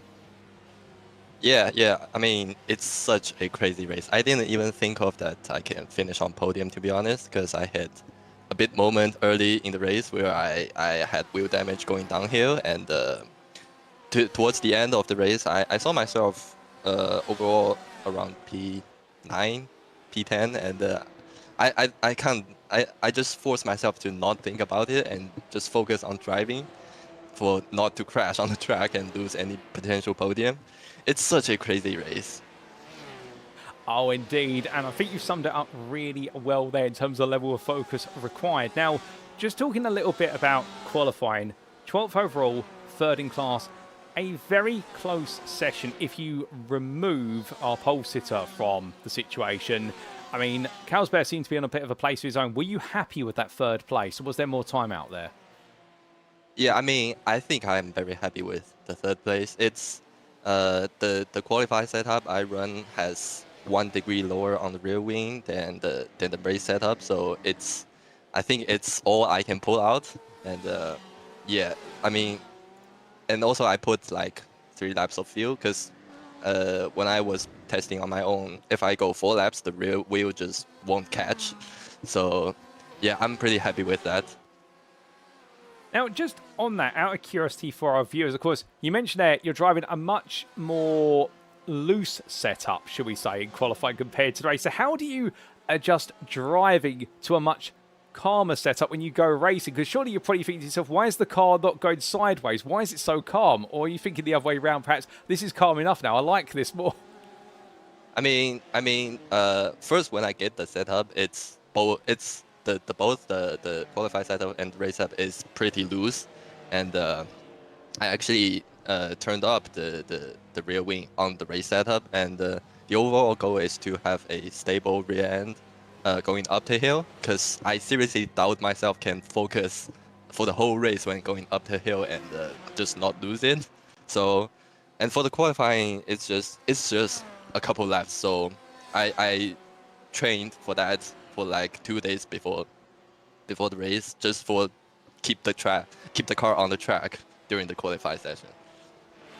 I really appreciate the insights there, and I'm sure our viewers will love that as well. And talking about the race, I mean, we saw so much drama over the race, but for yourself, not too much drama, to be fair. It looked as though you had a relatively calm race, although you pitted quite early. Was that always the plan? No, I mean, that's definitely not the plan. I pitted early because I had a moment going down here. I forgot which lap, but I got wheel damage and then got overtaken by Jordan Chamberlain. So and also I checked the fuel, and it's during the pit window, so I just decided to pitting. And luckily, when I get out of the pits, I was not in too much traffic. That also helped me to not lose too much pace. So yeah, and to be honest, I think when I qualified, it's like overall P12, I believe, and it's my lucky number, I think. So it has shown it's lucky today, and I'm very happy with that. Oh, fantastic. Well, your lucky number coming in handy. And in the second stint of the race, we saw you gradually make you out the field to come home in second place at the end. But at the same time, it was quite close at the finish as well. I mean, just double checking who finished behind you. We did see what was Jan Lintz was only 7 seconds behind and closing quite quickly. Were you worried at all towards the end of the race that the second place would be taken from you? Or were you confident, you know what, this is mine to lose now? I think I'm okay with Jan, but I remember there's another driver, which is also in interclass. We were like within 1 second before the last lap, and before we entered the last lap at the last one, I think he lost it. So I was freed from then and just charged my way to the finish line. Oh, well, you managed to charge your way through in the end, bringing home that second place, one of your best results of the season so far. And I do believe with that now, very much in contention for a top 3 in the championship this season. What can we expect from you at VIR? To be honest, I have something else to do during the VIR race, so I cannot race at VIR. But for the rest, I can participate all of them. It's unlucky that I cannot have VIR. I mean, it's a great track. It's so curvy. It's complicated with my other things to do. So. Well, we'll definitely miss seeing you at VIR because you've been such a star so far this season, but we'll see you back in round number 5. But just before I let you go, is there anyone you'd like to give a shout out or a mention to on the broadcast?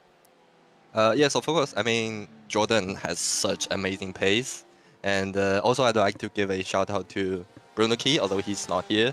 He actually started this WP300 eSport program, so he started first, and then I and last season Handa and this season Wilson joined, and it's such a amazing league. And also big shout out to you, and you gave such legendary commentaries throughout the race. I watch the race playback every time when I finish it, and it's so enjoyable to watch. Oh, well, thank you, Conley. I'm glad to hear that, and I'm so glad to hear how grateful you are as well to none other than Bruno Kiat for being part of the WePay 300 esports team. We're glad to have had you in the interview room this evening. Congratulations on a brilliant drive to second place. We'll miss seeing you at VR, but when we do see you back in round number 5, we look forward to seeing you go full attack at the Daytona circuit. But until then, have a lovely rest of your day, and congratulations once again. Thank you. You too, Paul. So hearing there from none other than Quanley 2, the WePay 300 esports driver, who today absolutely enjoyed himself and talking about how happy he was with that performance. In the end, taking third place in qualifying and 12th overall, his lucky number. And off the back of that in the end, well, I don't think he was just lucky, although some would say luck intervened to enable him to take that second place, given the demise of the CUDA Academy drivers, but also he was consistent and talked about there the changes to the setup. Qualifying setup, only 3 laps of fuel, take some clicks of rear wing out of the car to make it even quicker. A loose car made even looser, but so happy that lap. But then going into the race, adding the clicks of wing on and also putting the fuel in, understandably, giving himself a little bit more of a controllable car. And well, it's that control that was critical. Although, had to change his strategy, had to pit on lap 11. Which was a bit of an altercation that saw him pick up wheel damage, but did well to change his strategy, and it enabled him to make sure he would finish inside the top 5. But in the end, a podium finish, his best result of the season. And for Quanley 2, we'll miss him at VIR, but that will become his drop score. When he returns at Daytona, could he potentially become a winner this season? We'll have to wait and see for that. But ladies and gentlemen, we've got 2 more interviews coming. We've got a bit of a bumper edition of interviews this evening, so we won't waste too much more time as we get ready then for our next interview.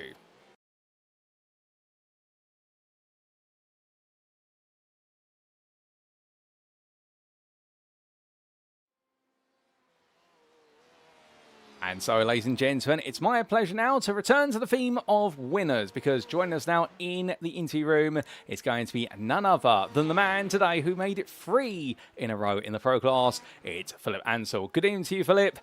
What a day for yourself. I mean, I think you've caused everybody's jaw dropped out there. How was it for you? Yeah, I mean, obviously another win, but I mean, it couldn't have come at a tougher track, to be honest. I mean, Bathurst certainly is a challenge, whether or not you look at the lap time. I mean, Wilson was there at the start of the race and, you know, made me have to push to the limits to try and, you know, get the gap over him so he didn't have the slipstream. And then, I mean, from there on in, it was just about, you know, maximizing the pace, to be honest, to just manage to the end, I would say. And, I mean, it worked out in the end for me, even though I had a few moments, certainly one through the chase, and then I had a bit of a scare down the mountain as well with a few cars that were stopped perpendicular across the track. So definitely wasn't easy. And I mean, if I would have had a little bit less luck, things would definitely have turned out a different way. But I mean, here I am, 3 out of 3. Can't really ask for more than that, to be honest. Oh, 100%. And like you say, whilst you did have the strongest qualifying lap and the natural pace, luck, a big factor. Also the factor where you had to put in the hard work straight away to be able to break away. Although I do have to ask, obviously this Bathurst circuit, a very unique challenge. You were the only driver over the race distance to practically do every lap under 2 minutes. It looks as though you and Bathurst are in a bit of harmony, or at least the way you've got the car set up, it feels as though you're driving in harmony. I could definitely tell you it was not harmony while driving it. Obviously, with the Porsches, it has its strengths, but it definitely has its big weakness in its lack of engine power. So we'd had to tune down the wing quite a bit in order to keep up with the likes of the Fords and the Chevys on the straight lines. So, well, it was trying to find a compromise anyway with the ride height and the wing level, but I think we found a pretty decent level that, you know, worked our way. I mean, even the other cars with Mark, David, and Isaac, who did a good job. Even Jaden, who finally had a bit of luck on his, for himself. You know, all said, you know, the setup worked pretty well. So I mean, we seem to have found a balance pretty well throughout the team as well. So it's good to see that, you know, teamwork also pays off in the end. Oh, indeed. Teamwork always makes the dreams work, as they say, and a great effort from all of you involved. And obviously, talking about the qualifying lap as well, we did see that brilliant lap for pole position, but it always looked as though you were finding more time out there as the session went on. How do you find the time? Is it particular corners of the mountain where you just say, you know what, I'm going to go even more aggressive here? Well, I mean, Bathurst is, particular in its way, and I mean, especially with the quali format we have, with close to 50 cars out at the same time. So, I mean, initially it was about just setting a lap time that was going to be good enough, for the majority of the session, and then try and find a little bit more space, maybe a little bit more time here and there as the track evolves a bit. But I mean, I did make a few setup changes as well along the way, just to try and find that little bit more, let's just say, quali pace, because you have to set up these cars a bit differently for quali and race. Race, maybe you want to have a bit more of that, and quali you might want to have something else. And well, I definitely did find a little bit of that time. I mean, there was more to be found, but just couldn't really get a lap together, to be honest, with the traffic involved. But nevertheless, I mean, it was a really good lap in the end. Oh, most definitely. And from that really good lap to several very good laps over the race, talking perhaps more about the wider picture, we saw you go quite long on strategy in the end, while the latest to pit. I presume, much like we've seen in previous rounds, that was always the game plan in a very big pit window race as well. Yeah, I mean, it's always the case, when you have these endurance races. I mean, especially at a track like Bathurst, again, I keep coming back to that point of the track having its characteristics. So if you're in a bit of a traffic jam with lapped cars, or if you see that, then there might be a reason to pit early. For me, it wasn't that case. It was just about, staying out as long as possible, trying to find the gaps. Well, if there was a gap, well, a gaggle of cars that came up ahead of me, then, I would have pitted. But nah, for me, again, it was just about staying out as long as possible, minimizing that last stint, because the tyres did fall off quite a bit in the end, both fronts and rears. So, but then just have as little fuel as possible in the car for the last stint is just ideal, I've found. Well, smart strategy end and making it all work out, and come the finish, a comfortable win. Although, talking about the team aspect there, I mean, it must feel a little bit bittersweet, because it's all worked out for yourself, but it's not quite gone well for your teammates such as Isaac, for example. Although, to be fair, in the club class, we did see quite a success from none other than what was Jaden Innes, but also the Kuda Academy team, your sister team, having a difficult day in the interclass. It must be a bit mixed emotions, perhaps?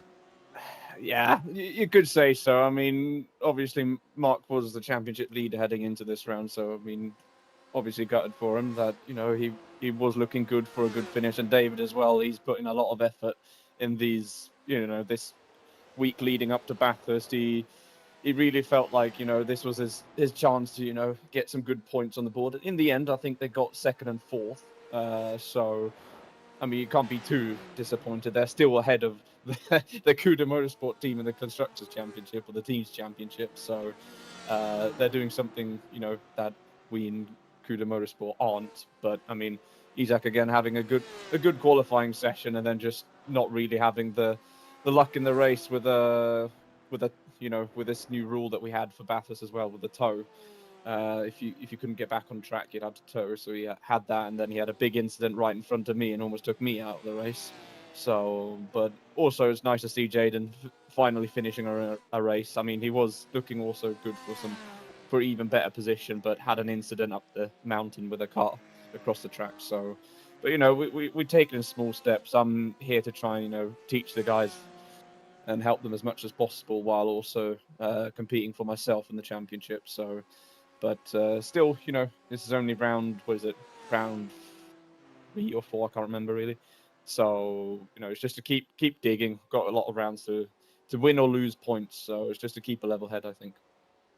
Yep, that's all you can do. Like you say, keep a level head and move on. We've still got plenty of road to go. Next up, VIR, a trip to the Virginian countryside. How are you feeling for that?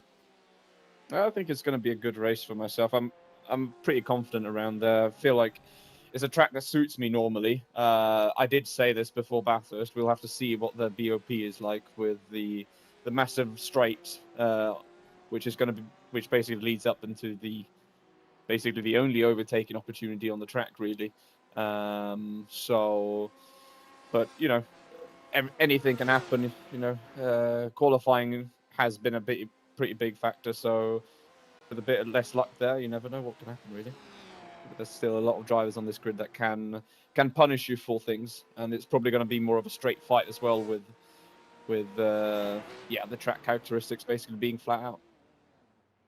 Oh, fair point. Appreciate the analysis and the insights then. We look forward to seeing you take on the change of VIR next time out. And as per usual at this point, just before I do let you go, is there anyone that you'd like to give a shout out or a thank you to on the broadcast? Yeah, I'll have to give it to my teammates this time. They gave me the input that I perhaps didn't have this weekend with doing some official races and pointing out, flaws and strengths with the setup. So made my job a lot easier, fine-tuning the small details, which I think gave us the edge today. Well, a huge team effort, and in the end, Philip, you're able to reward the team with an absolutely brilliant win and a third one in your championship campaign. We look forward to seeing whether you can continue the winning run and see if you can mirror the record of Mirko Bortolotti come the end of the season at this rate. But until VIR, enjoy the moment, savour the win from today, and have a wonderful rest of your evening. Thank you very much, Paul. You too. Take care. So here and there, ladies and gentlemen, from Philip Ansell. Very pleased with his performance today, but I really do like the fact, talking about that or contextualising, whilst he was very quick, a lot of it did come down to the fact he had the right setup on the car with a very strong driver in the car as well. Add 2 and 2 together, and you definitely got 4 there, and it was a big gold star for that performance. The Cuda Motorsport driver really coming alive, but talking about the team there, really helping give guidance and pointers on the setup of the car in terms of what to get the best out of it. And that's the one thing that is very powerful when you do have a total of 3 drivers in the team, whereby you have Isaac Fairweather alongside Philip Ansell, but you also have Jayden Innes. Now, you may be thinking and sat there, well, it's really the 2 pro drivers are going to give the input. Well, not necessarily, because having input from a driver in one of the lower tier classes, club class in this case, also going to be helpful, because a club class driver will give you insights that a pro may not think about, particularly when it comes to the drivability of the car over the race distance and such forth. So all of them working together, plus input from the sister team of none other than Cuda Academy, and it all added up to create the perfect package here, and he delivered it, albeit not without some luck, as he mentioned there, and particularly a very close near miss, we do believe, to 2 sideways cars midway over the mountain. And well, on a different day, he could have been the one who had the bad luck, and meanwhile, Mark Calsbear and also Noah and David Payne could have got away with it and had victory for Cuda Academy in the interclass. It's the way it goes. Sometimes Lady Luck gives, sometimes she takes away, but she hasn't taken away from Philip Ansell, making it 3 in a row. And we'll have to see at VIR if he can continue his run of form. But with that, because it is a bumper edition of interviews, ladies and gentlemen, we're going to squeeze in one more interview today. We'll be right back for our final interview of the night.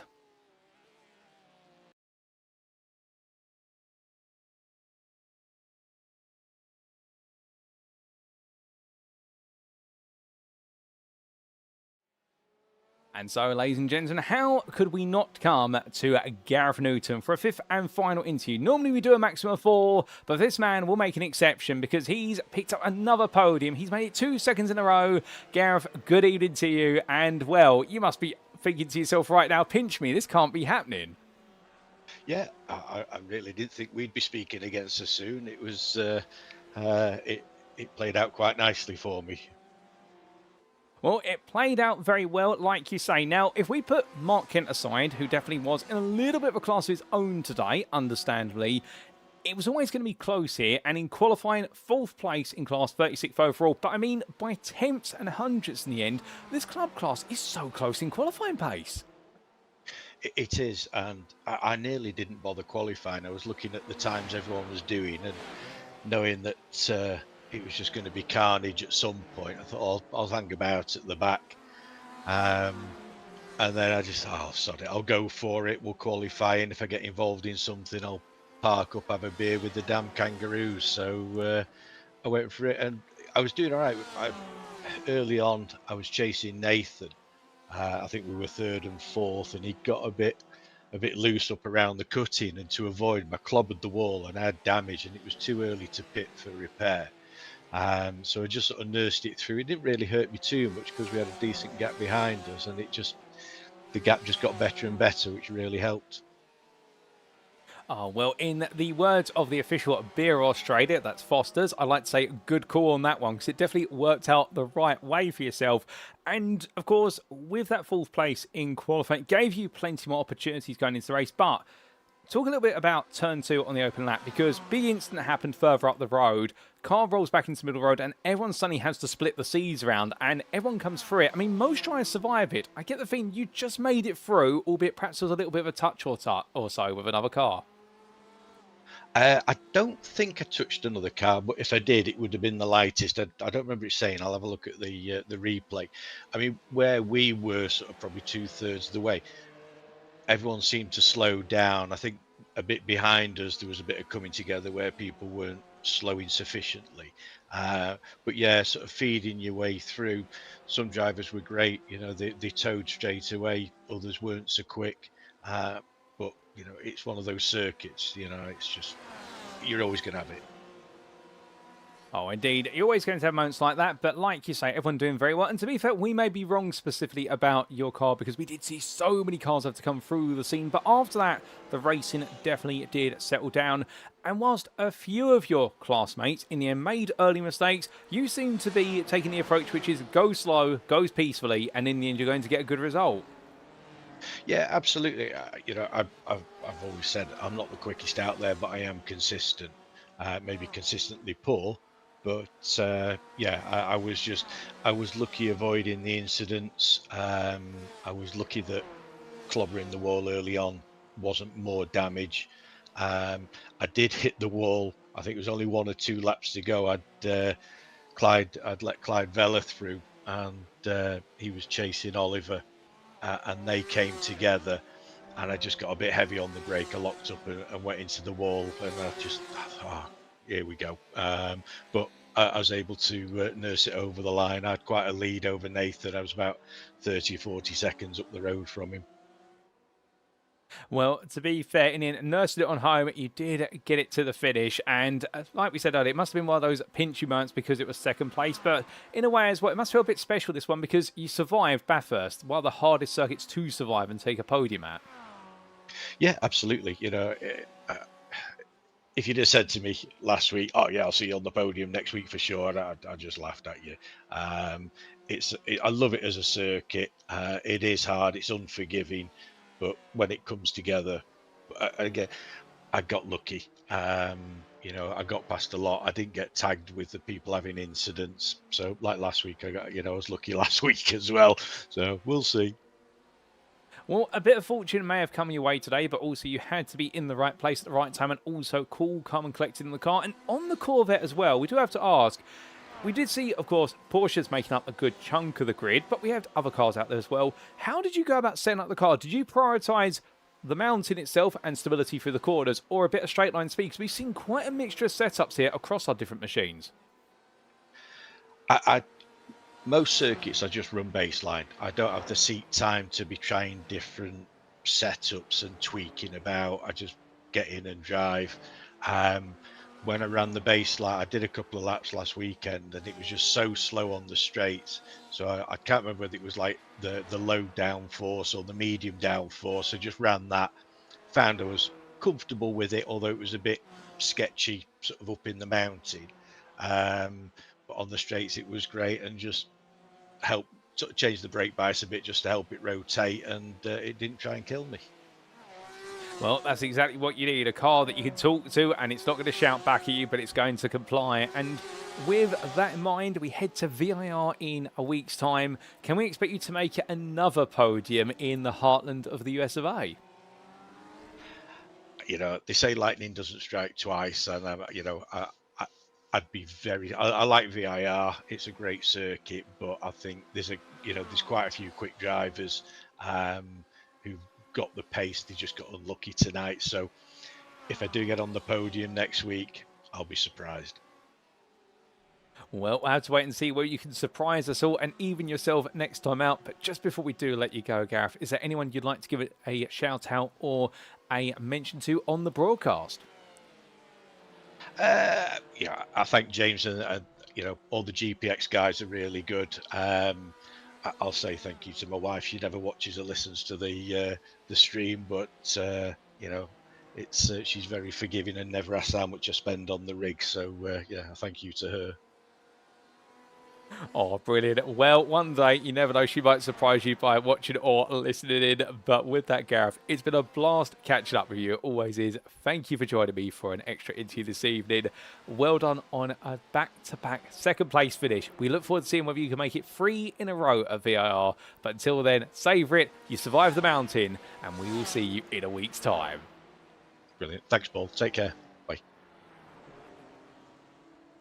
So here and there from GPX SimSport Vertex's Gareth Newton. And a lovely way to wrap up our interviews, ladies and gents, by speaking to the man who in the end really has had a pinch me, I can't believe it's happened today moment with another second place. But to be fair, and doing things exactly the right way. Indeed, much like we've heard from so many of our interviews today, which is go with a car that you feel comfortable with in terms of get it set up, although with limited seat time for Gareth, not able to make setup changes like other drivers. So in the end, putting a baseline setup on, getting for a feel for it, making sure it feels right and he can control it, and after that, just go with the wind. And we saw that in qualifying, a very close qualifying session for second all the way through to 10th place, once again in the club class, and he found himself towards the forefront of it. When it came to the race itself, even with the incident that happened much further up the road, which would have slight consequences for a good chunk of the club class, although everyone did their best to slow down, well, we got to see the GPX SimSport Vertex driver survive that and then make his way onwards. Although admitting in the end, as others made mistakes, he did not, and that enabled him to move forward. So a bit of lady luck perhaps on his side, albeit also to survive when he did have a bit of a moment towards the very end. Some wheel damage to the car, but he had a comfortable gap in second place and was able to make sure he brought it on home ahead of Nathan Healy, and well, a very well earned second at that. And well, going to VIR, he's going to just wait and see what happens there. He doesn't fancy his chances for another podium, given how fast the pace of the club class is, but you never know, ladies and gentlemen. But with that, that concludes our interviews for today, and we've had a little bumper edition today of 5 interviews, so let's give you a quick recap of who exactly we've spoken to.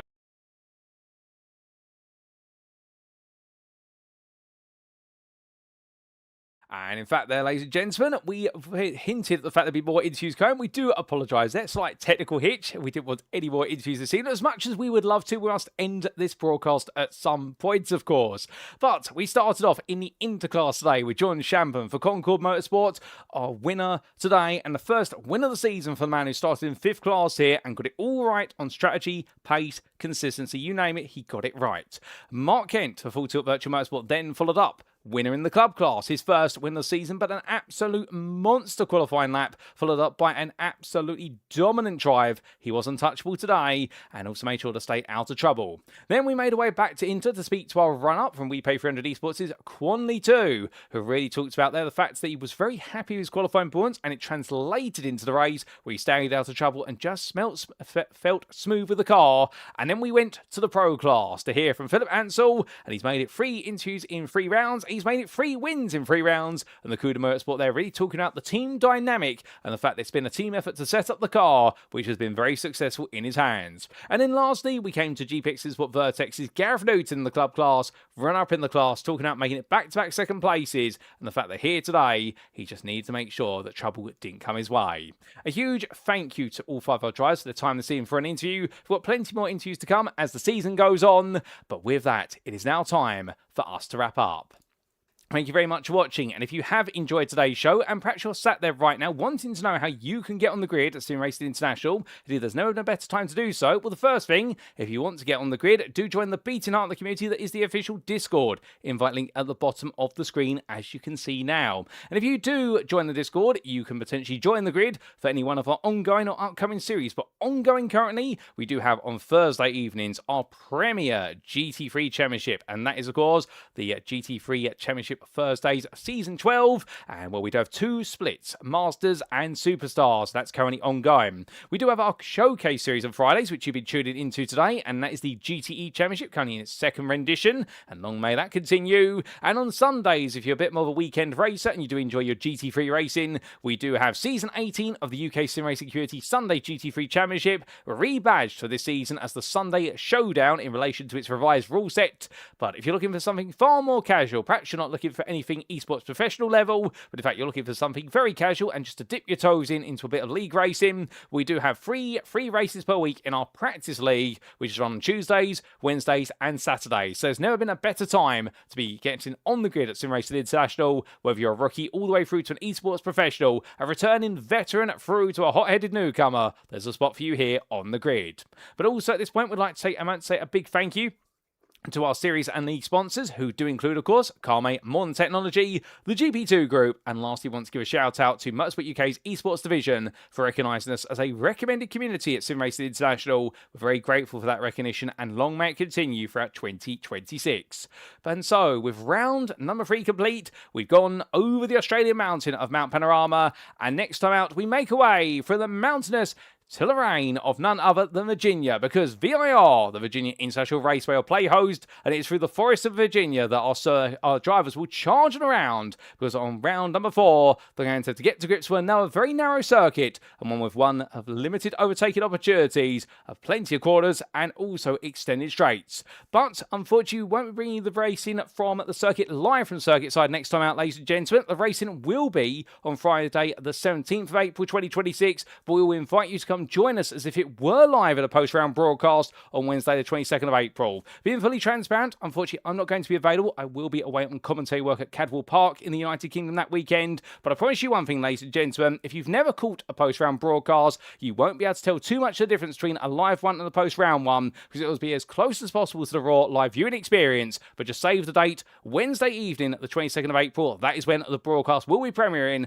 and we'll be up to speed once again with what exactly is going down in Season 2 of the GTE Championship. And emerging from Bathurst today, we have seen 3 out of 3 in the pro class for Philip Ansell, who right now seems to be the force to be reckoned with, and absolutely taking one round at a time and making sure every point counts. Meanwhile, in the inter and club classes, well, we've seen a complete turnaround of form, with John Shamblin taking his first win of the season, but meanwhile, Conley 2 definitely building up momentum, and also Jan Lintz also demonstrating that sometimes he's just got to take a few steps to move forward. And in the club class, Mark Kent landing that first win. Could he begin a landslide? Could the floodgates finally open for him? Or will we see a change of tact, particularly with Gareth Newton proving that sometimes being consistent and smart can lead you to podiums and with plenty of points. Well, all that and more will be continued next time out, but until then, we've been SimRacing International. I've been your host and commentator, Paul Walsh, and until next time, remember to stay safe, stay well, stay smiling, and most importantly, have a wonderful weekend ahead, ladies and gentlemen, and always remember to stay on track. Good night.